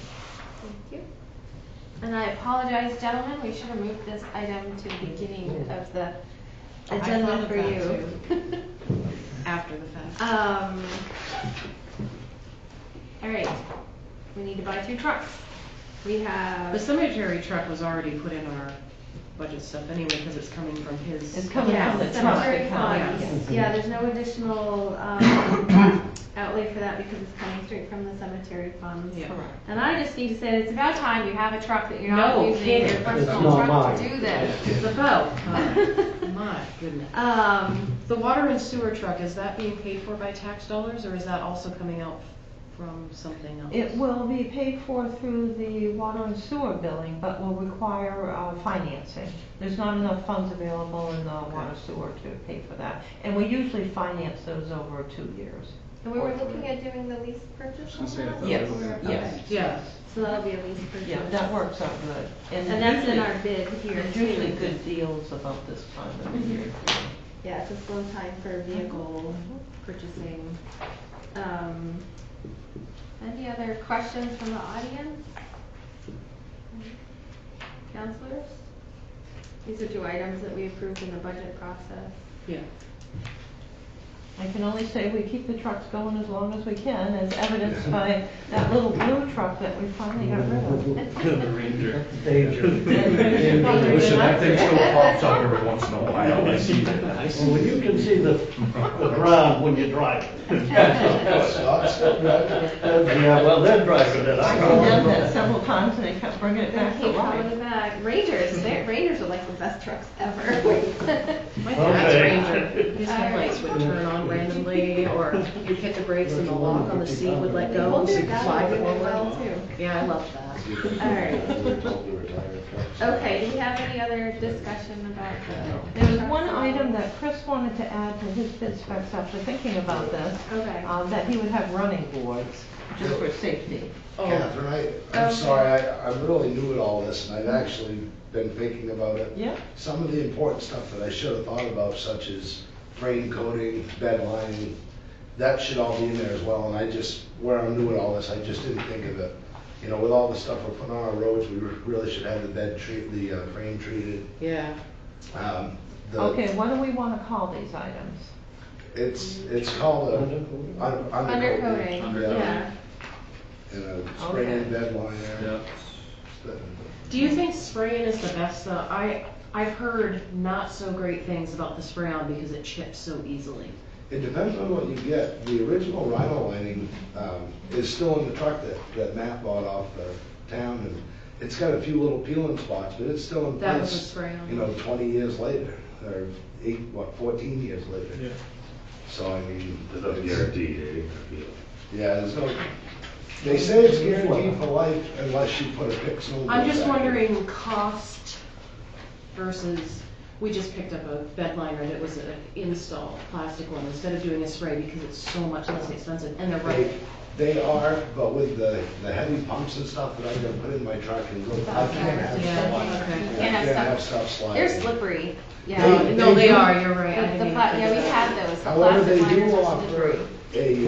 in my personal truck, I don't have a bed liner, but I have a 1/4-inch thick rubber mat that covers the bottom. It was like $65. That's So what I that have may in my, work as well. yeah, you can get them at Tractor Supply, that's what we have in the back of our pickup truck. And it's rugged, it takes the Yes. abuse and it absorbs, like you can put heavy metal things in it and it's not gonna ding the metal or the liner. So Donnie helped with the bid specs. And then one of the things I'll chime in here so we don't confuse the whole process.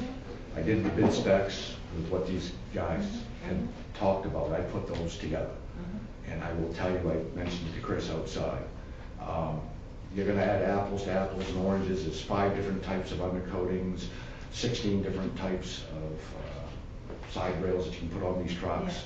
And depending on where you go, it could be $1,000 difference or $2,000 difference, which would disqualify a bidder based on that one sole thing. So we would be. We have yeah. he has a motor vehicle maintenance account where that's for the maintenance and upgrade of the stuff, and both of those would be well within his.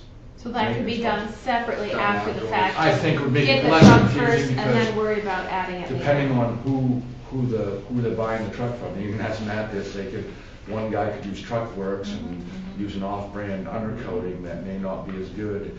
And this guy over here says, well, his is inferior, and this is why you're paying $2,000 more for it instead of this, and then they get them squabbling over accessories that we could do after the fact. Okay, so we would be affecting the price prices and making it not apples to apples by adding in the undercoating and, Because some people won't use Rhino liner, some people will use the Armor liner because it's cold spray systems. So, but this is something well within his maintenance, where he's got money for maintenance stuff and. So what you're saying is worry about getting the truck, then do all the accessories and stuff. I think that other than with your plow package and controls, that should be part of what they do, is not better there. so what about the steps? Would we add those in? That would be, that would be the same thing, you could do that, he could go out and then decide what he thinks is best for the truck, and they Okay, make for a 15 runner. or 20 different types, and he may find one that's $250 cheaper than Okay. what they would put on the truck. And it's not something that's essential to the truck either. Right, It's, no, you know, it's but it's something that we that, need to look for longevity. Right. Definitely. So Yeah. we'll stay with the basics and then fix the items or Just add a couple enhance of the things. items we want to do. That The makes cover and sense. everything we'll do afterwards. Yeah. Okay. No, that Okay, sounds anything good. No, else? who covers them? What is it? Yeah, the trifold that covers. That's in there, because you can only get those in one place Yeah. in the state, and they buy them, so they're not, Yeah, 'cause- there's only be a couple $100 difference between them, not $1,000. All right, so I I have agree. another question. I'd really like to see that we only have one car dealer in town, and it's a new car, we have used car dealerships, but I'd really like to see us, if we can, try to patronize Barney Chevrolet, where they pay taxes and operate out of this town if possible. If there's like only a couple hundred, if there's thousands of dollars difference, obviously. Oh, yeah, and that's why I kind of left them the way, the specs, the way they were, to be able to have it fair with local competition. I'm a true believer in using local businesses. They're $2 more than, for me to go, before to go to Hancock, one to get something, and I'd have to travel to Home Depot to save that $2, so I just spent $7 worth of gas. Yeah. I'm just thinking, like, it makes sense, like, when we have service items that are right here in town, I mean, it's kind of a no-brainer versus traveling to Bangor to get service done. If we use a dealership right here in town, You've got three right around, you got one in town and two in Newport, that they're all within 6 miles of one another, and it opens up fair competition. Well, I think we can make sure that they get copies of the quotations that we're looking right, at, or definitely. Yeah, that providing their trucks will stand up with what we have now. Yeah. Correct. You know, because I've seen some of the other trucks around town, you know, don't carry a plow as well as the ones we have, or don't seem to be as dependable as the ones we have. And that's how I'm looking at it. Well, what Well, it at comes the end down of the to is day- we wait and we look at, see what the bids Yeah. come See in what at comes too, out. so, Yeah. and then we just go from there. And if you can compare it to, if you can compare it, that's what we do, our comparison, say, Right. well, this one here is a 3/4 ton, but this is a heavy 3/4 ton, and it's the same price. You know, then that's when you gotta do your homework. Right. Oh, I've done some. All right, so we'll stay with the basics, we'll put it out to bid, we'll make sure as many companies as possible get it. And then, as well as the legal ad, which will bring in others, and then we'll see what we get. Okay. One question, what are we replacing or adding? We're replacing the 06, 1 ton. Okay. Is that gonna be put up One for that's sitting over in sale? Burn. It's already gone. It's already Or gone. is it gone? It's owned by the Bolsters. Oh, the one that I bought, oh, Yeah, we're replacing that truck. Oh, that one, yes. okay. The one that's in my. The one that's been gone for quite a while. Yeah. Okay. Everybody all set with that? Okay. Okay, let's vote on resolution 20-25. All those in favor, please say aye. Aye. None opposed, so that passes. Resolution 20-26. Good evening, it's been a pleasure. Thank you, gentlemen. Drive safely. Thank you. Past my bedtime.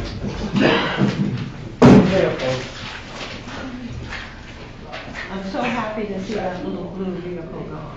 I've never seen a vehicle resurrect itself from the junkyard, but it did several times. Resolution 20-26, resolved that the town council approve the request for proposals to replace a municipal building walkway and authorize the public works foreman to seek bids for same. And we need a motion. Move we accept resolution 20-26. Thank you. Second. Thank you. So this is a rebid of the project that we did out last year that came in with very high bids. And did our bid change at all? To my knowledge, no. Okay, and we had, The one thing that we do need to update, you updated the date to say February 18th, 2020. Oh, never mind, I read that wrong. Never mind, we're good. And we had there was a note I saw about the sidewalk, Yeah, when we issues get, around the sidewalk, when we that get to later that on. one. Okay. Yeah, not this one. Okay, so this is just dealing with the walkway right behind the building? Correct. Okay. The So that's brick the one. back And entrance. the brick, moving, Yeah. target there. Okay. And in this, did we specify what materials we want used? I believe it was Did I supposed to remember be a seeing heated concrete. 6-inch concrete. Yeah, 6-inch, okay, good. I just wanted to make sure we weren't replacing bricks with bricks. No, No. no more brick. Nobody wants Absolutely. bricks with me. I lived through the bricks. Yeah. Don't salt it. That walkway will last a year and a half, Yeah. so. Well, when Like I it's drove all up, good. there was Well, a it's dump supposed to truck be a heated backed truck. up on I it. told you with that salt you had on. problems Yeah. with it. Yeah. To avoid this. You wanna make sure you get the right heat vents, I don't want precast heating vents. They won't be Yeah. allowed to do that. Well, they never did it till No. they got the bid specs and then everything went. Yeah, well, driving on it's not helping me either. No, not at all. Okay, any other questions about this? This is something we've seen before, we're rebidding, to try to get better bids on the work. I think that if the bids come in and they're crazy again, we need to kind of like back up and punt on this project and think of maybe, we talked about asphalt, maybe more affordable, like we need to do Yeah. something. with Yes, we're that gonna have to before- do something. Yeah. The bricks are moving a lot more. They're heaved up in more places and it's not a good situation. Yeah, that needs to be, a priority for this year, for sure. Yes, yes. Our freeze-thaw cycles for the past couple of years have been ridiculous, and that's just gonna keep getting worse. Oh, this is true, yes. Look at what's At the- happening to other locations. Oh, At the yeah. very minimum, we could at least get all the brick out of there, mhm. get the plantings out of there, straighten it out so it's a Mhm. straight shot, and then put gravel on it. Yes. You Well, know, this is have a gravel walkway. project that originally Public Works was going to do, but They don't have any just time. ran out of time and just They still don't have any time to do it. We do need a light back A there. light would It's be really great. dark.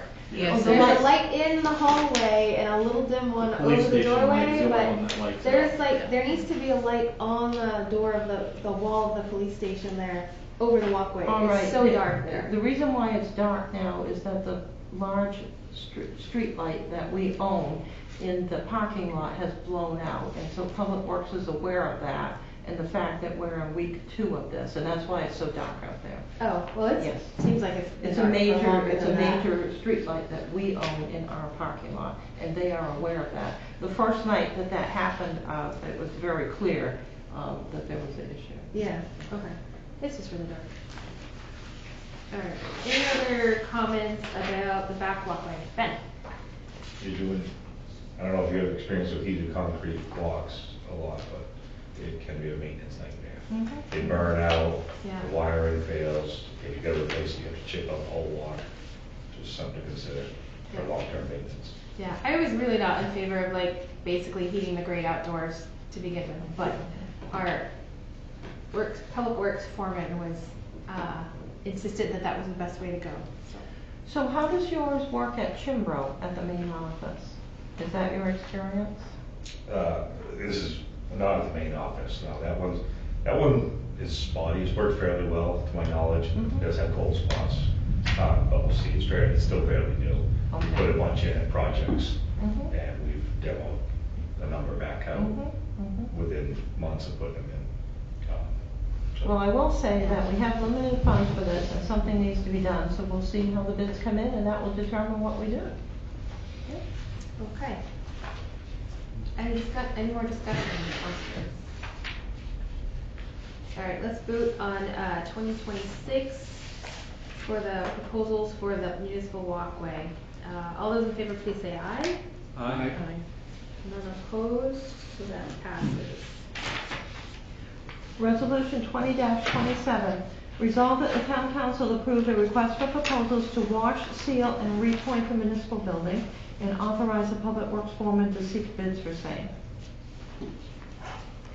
Move we adopt resolution 20-27? Thank you. Second. And this again is a project that went out to bid last year and received high pricing, so it's being rebid as is. Any discussion from the audience or counselors? on resolution 20-27?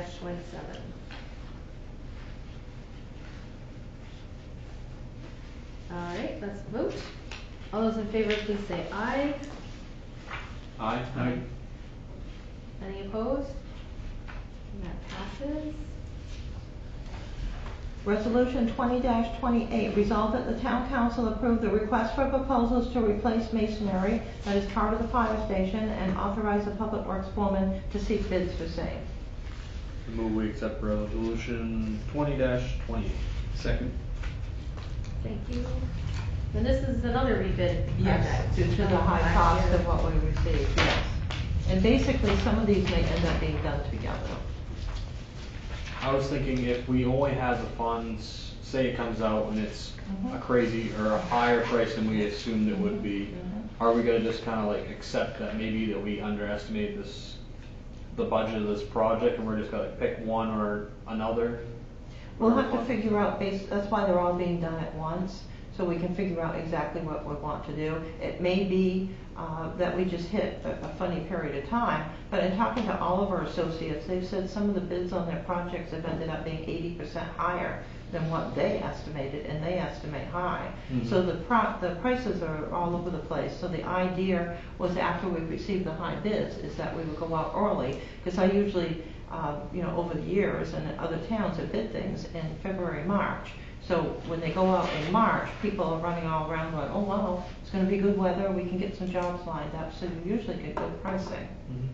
So we'll see what happens with it'll be the amount of money of the low bidders that are qualified as to, what the cost is, as to what we have for money, as to what we'll do. Yeah, because these projects are like, we need to do them. Yes, we need to do them, yes. If we only need to choose, if we can If only we have to choose choose one, we choose the we one. should, move Yeah. forward. That was my question, whether we had flexibility, because in the budget, we had set the money aside for particular projects. So if we need to, are we able to say, like if we say the fire station is more of a priority than the wash and seal, because it's actually crumbling and falling apart, then, are we able to shunt some of the money from one project into the other to make sure that one project gets finished? That, depending on how much money we would have to move, we may be able to.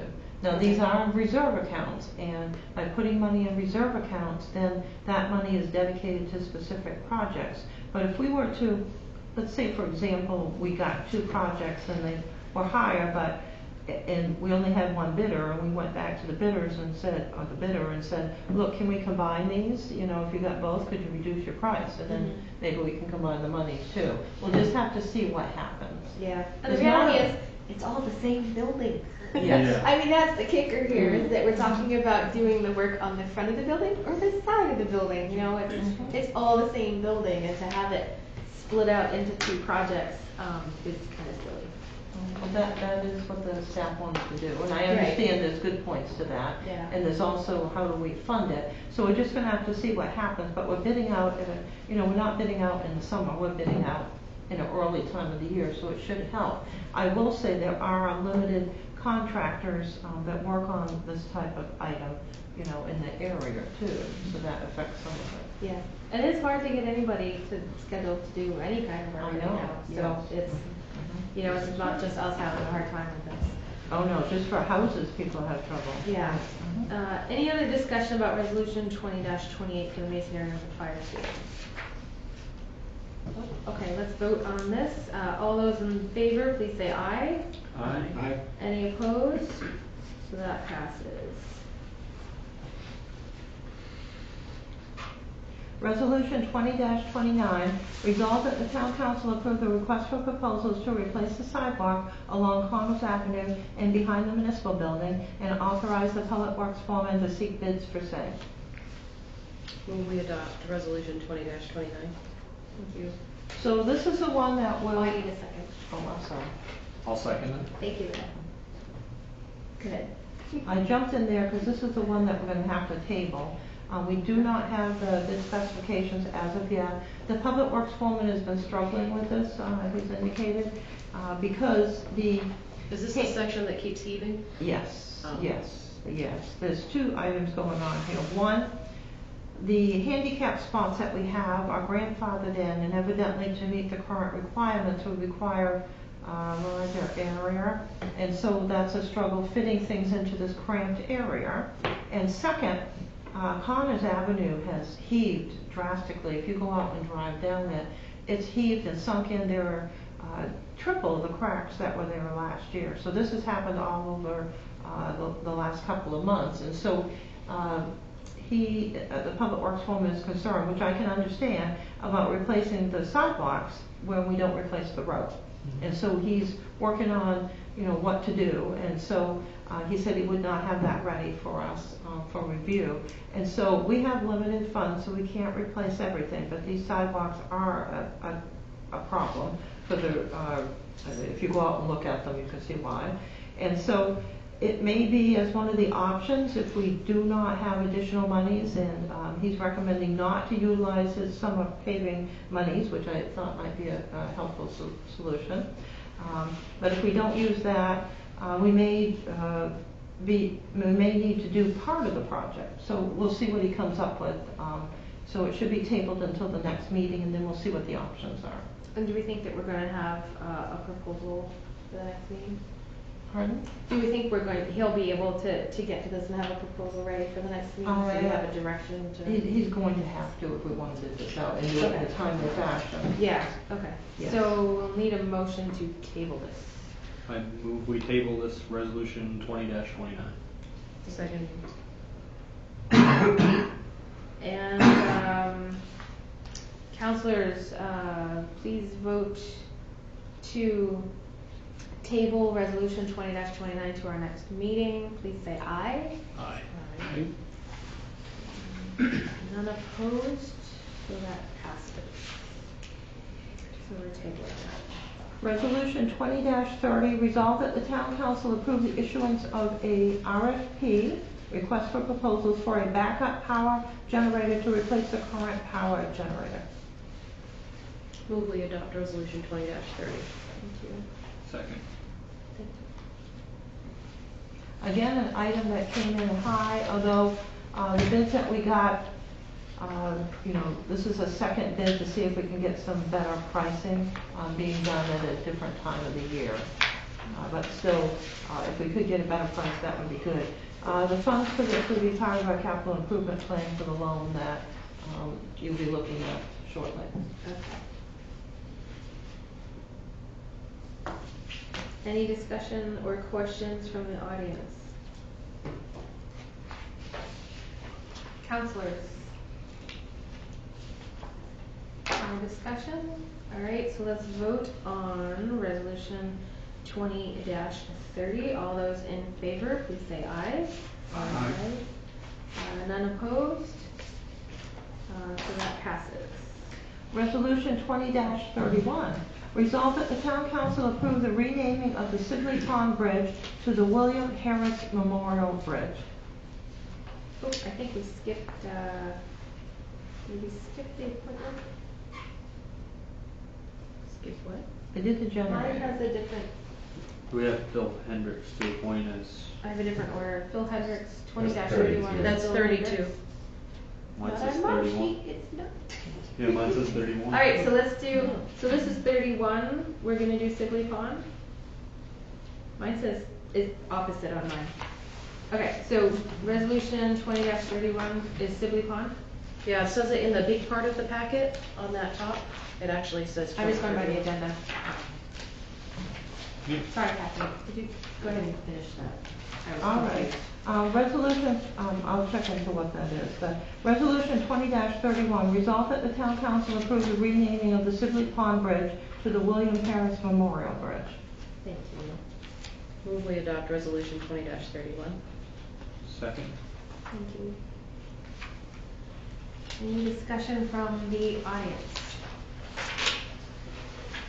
Counselors, there's significant background. We know more than we know about any other person in this room probably about Mr. William Decker Harris and his service to the country and the state of Maine. Sounds like a really interesting guy that had a very long career. Seems fitting to name a bridge after a DOT person. Good job. You did notice that, didn't you? Yeah. Well, considering I work with DOTs all the time, I was like, oh, Maine DOT, Yes, nice. that's stuck right there. Seems fitting that there was just a Sibley Pond Bridge in his hometown, so it's been there and waiting for him to be named after him.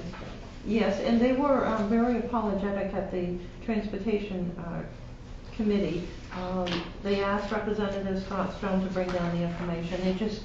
They overlooked us not realizing the Sibley Pond Bridge was in Pittsfield, and that's why we were asked as of late to participate. I had asked a question when I got contacted, do you require a letter to move forward? And it turns out they did, and then all of a sudden they were like, oh my, Pittsfield. Oh, whoops. The DOT doesn't know where their bridge is. Well, the person that did it didn't Yeah. know. DOT knows. There's a lot of people at DOT. Okay. Any other discussion about renaming of the bridge? No? All right, let's vote on resolution 20-31. All those in favor, please say aye.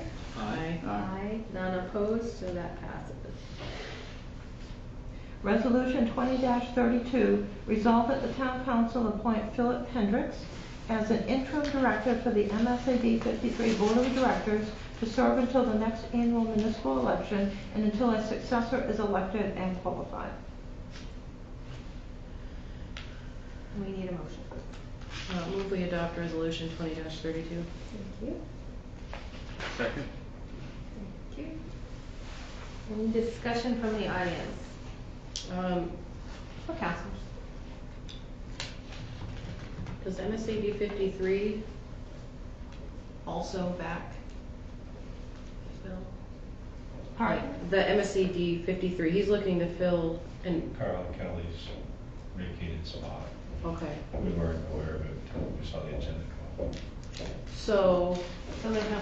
the I wonder SSA if we doesn't have a should position on it. table this then until we know that MSAD 53 is, Well, they're the ones that propose the individual. oh, Yeah, yeah.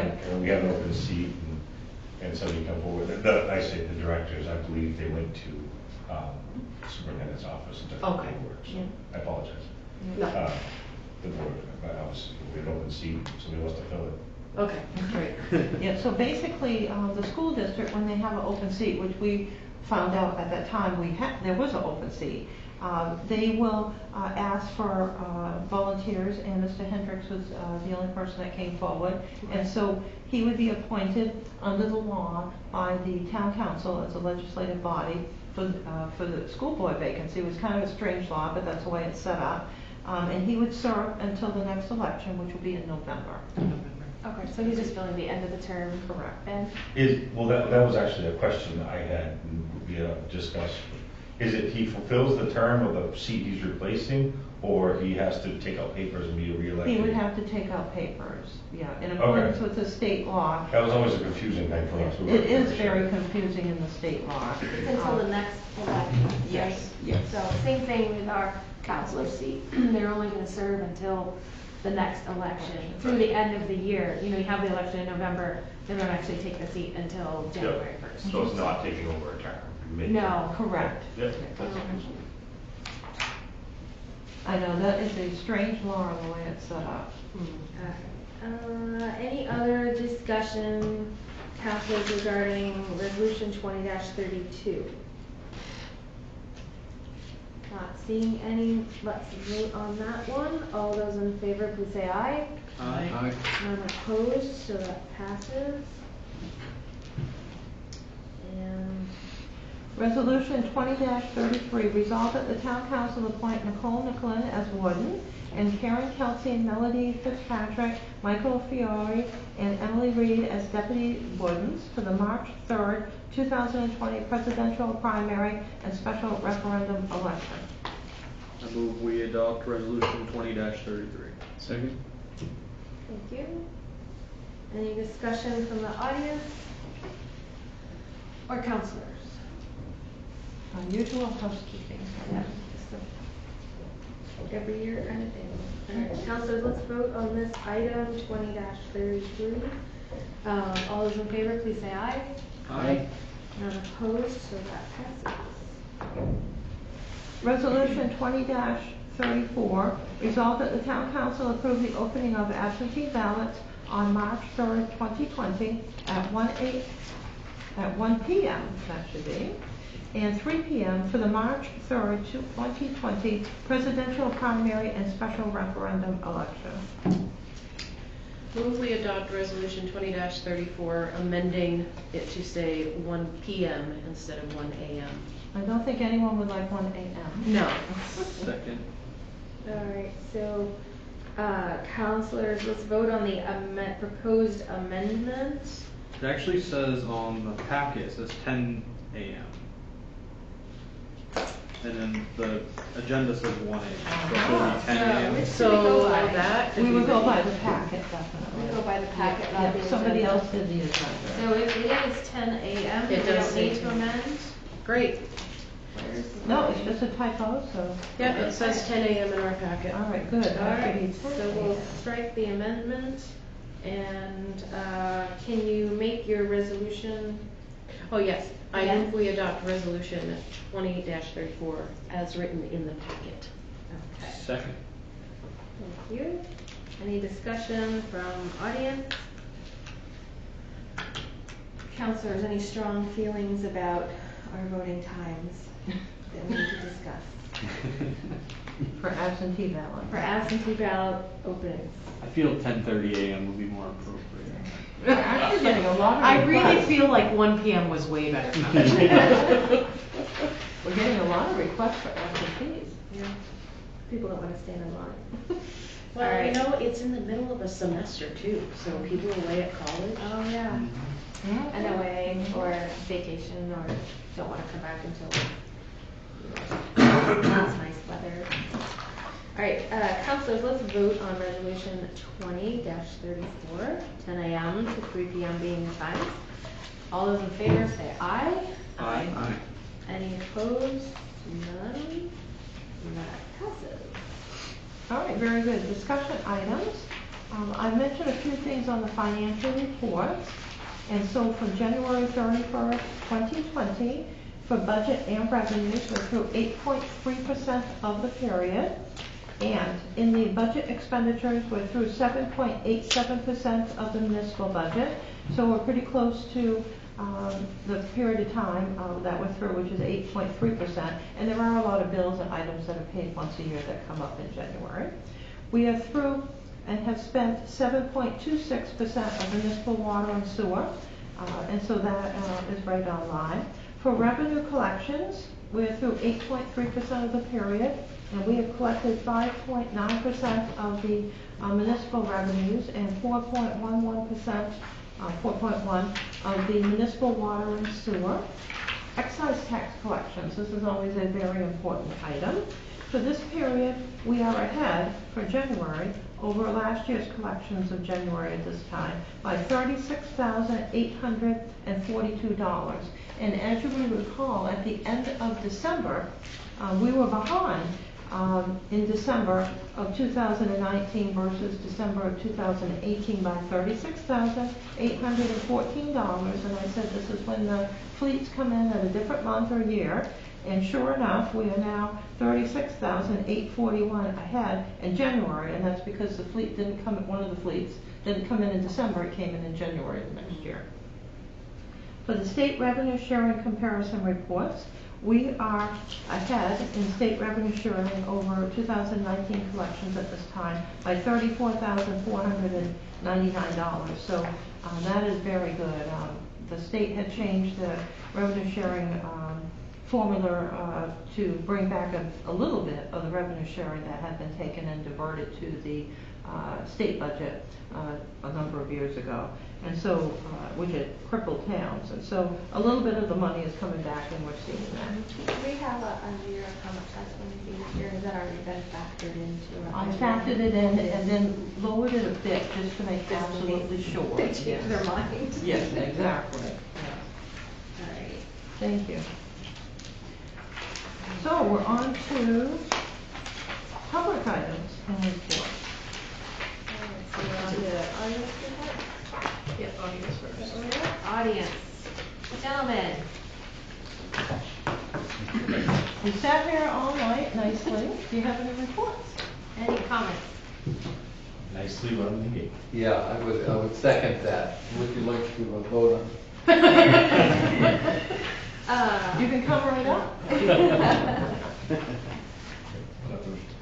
Just saying, Ben lives in District 2. District 2, I know you can't, you're on the, Sure we can, he doesn't need to be on the school board. They might not agree with that. Pete, do you want to start on our council reports tonight? I just saw that the light got replaced or fixed by the mobile station.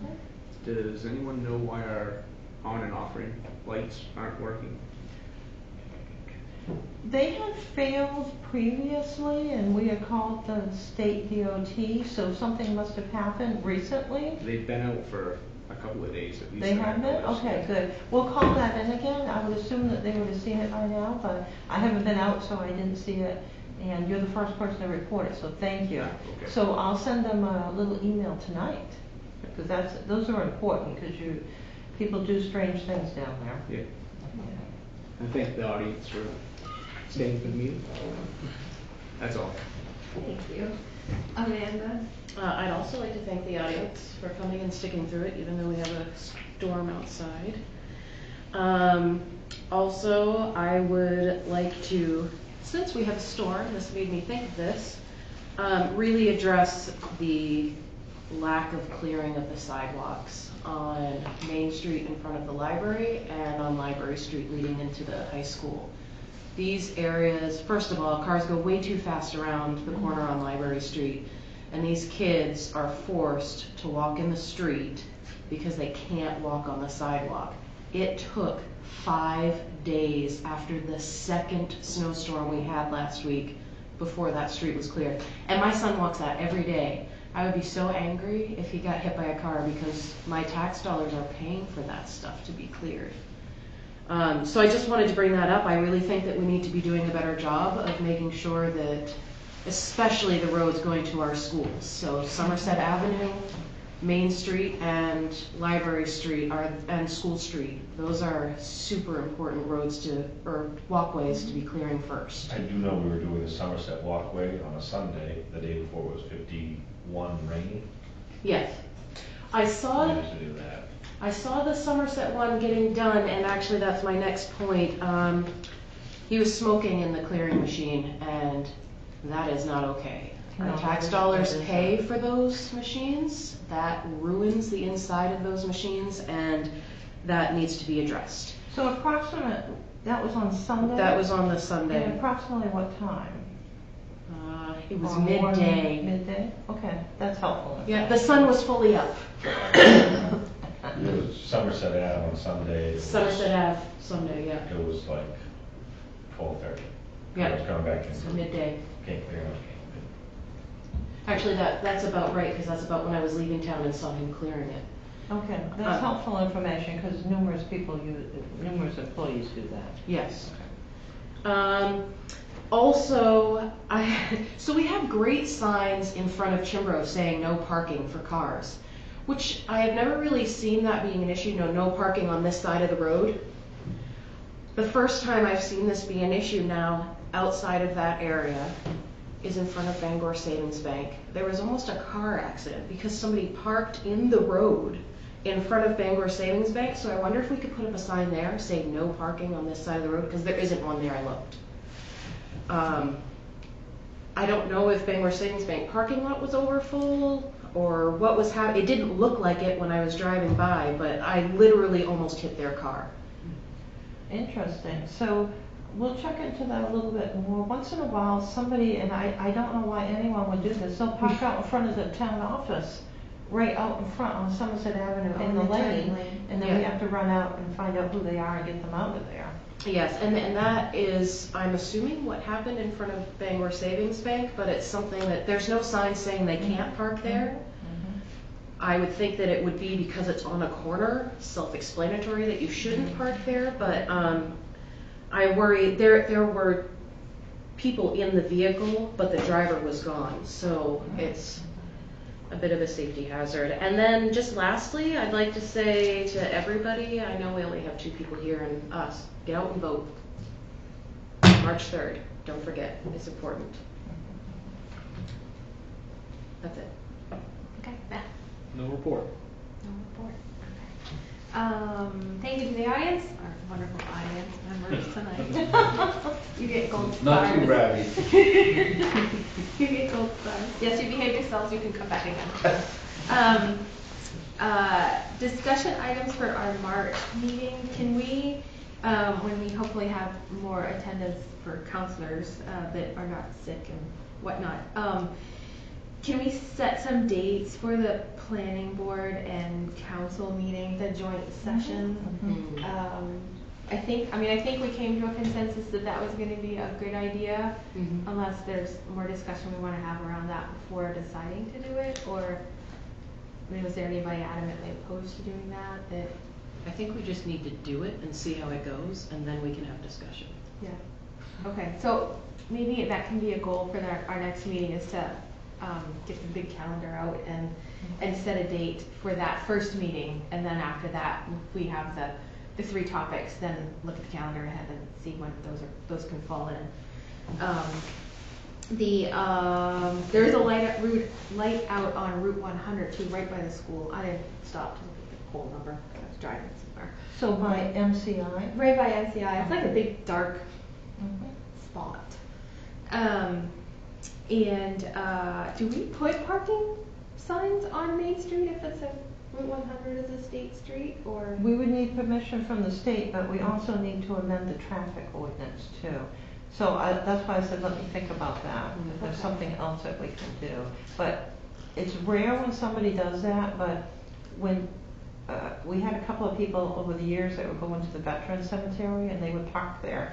And so we'd run down and explain to them, the danger of that, and then they would park in the Bangor Savings parking lot. If it was in front of the veterans area, I wouldn't, that actually goes in. So that's not as big, but it was literally right on the corner of turning. Is it a pattern though? I think is what we gotta ask you. Well, I'm concerned it'll become a pattern now that Bangor Savings Bank is established in the location. Well, there was a bank there before though, I've never seen anybody park on that side of the road, just because there isn't space. Yeah, there's plenty of space. It's not wide enough to park there, but it was probably somebody just pulled off, ran in the bank and came back out, and I mean, people do silly things all the time. They do, yes, but I will check that out and talk to people. That is dangerous. And the only other thing I wanted to say was thank you to the department heads for putting in their monthly reports. They're very informative to us, and I enjoy reading about all the things that they've done. It's interesting, the different writing styles. Yes. But yeah, so statistics are really interesting to be able to look at, because they can see trends. Like, it's interesting to hear Donnie talk about the trends with the trash being processed and the recycling being processed through the facility and stuff, but that's not something that we can see and process easily just looking at the numbers that we see for budgetary stuff. But to have them talk about it and put it in the report, that's always really informative. Same thing with like the library usage and things like that. So I am very greatly enjoying the police report and the library report and all the other reports that are coming in. I think it gives us a little more detail about the daily operations in our I thought this would be a good idea. We used to Yeah. bring the departments in when it wasn't as hectic as it is now, and has been for the last couple of years. We would bring them in so they would do a report once or twice a year to the council. But I think having the monthly reports is even a better idea. It's a little more efficient too, Yes. and when they have items, like Donnie usually comes in and talks to us when there's items and stuff, that's incredibly helpful. But I mean, I don't want to waste their time Right. coming in and sitting through a meeting just to tell us, what they did and whatnot, unless it's specifically addressing something that we're looking at in that particular meeting. I don't think it's necessary for them to take time out of their day in order to do that. We would do it as a precursor to the budget process. Yeah, Yes. definitely budget time is really great to have them come in, and actually the finance committee first a lot of times we can answer a lot of questions in the finance committee to process the issues and stuff, so. All right, that is all I have. Adjournment. I think we need a motion to adjourn. I move we adjourn. And a second, we need a second, I got scolded last Second. time, thank you. We are adjourned. You were just so excited to end. All right, we were 6 minutes past our 8:30. Oh, gosh. That's because we talked trash. We talked trash. I can't believe how much time we spent talking about trash. He could have kept going though. Yes. Did he? Did he?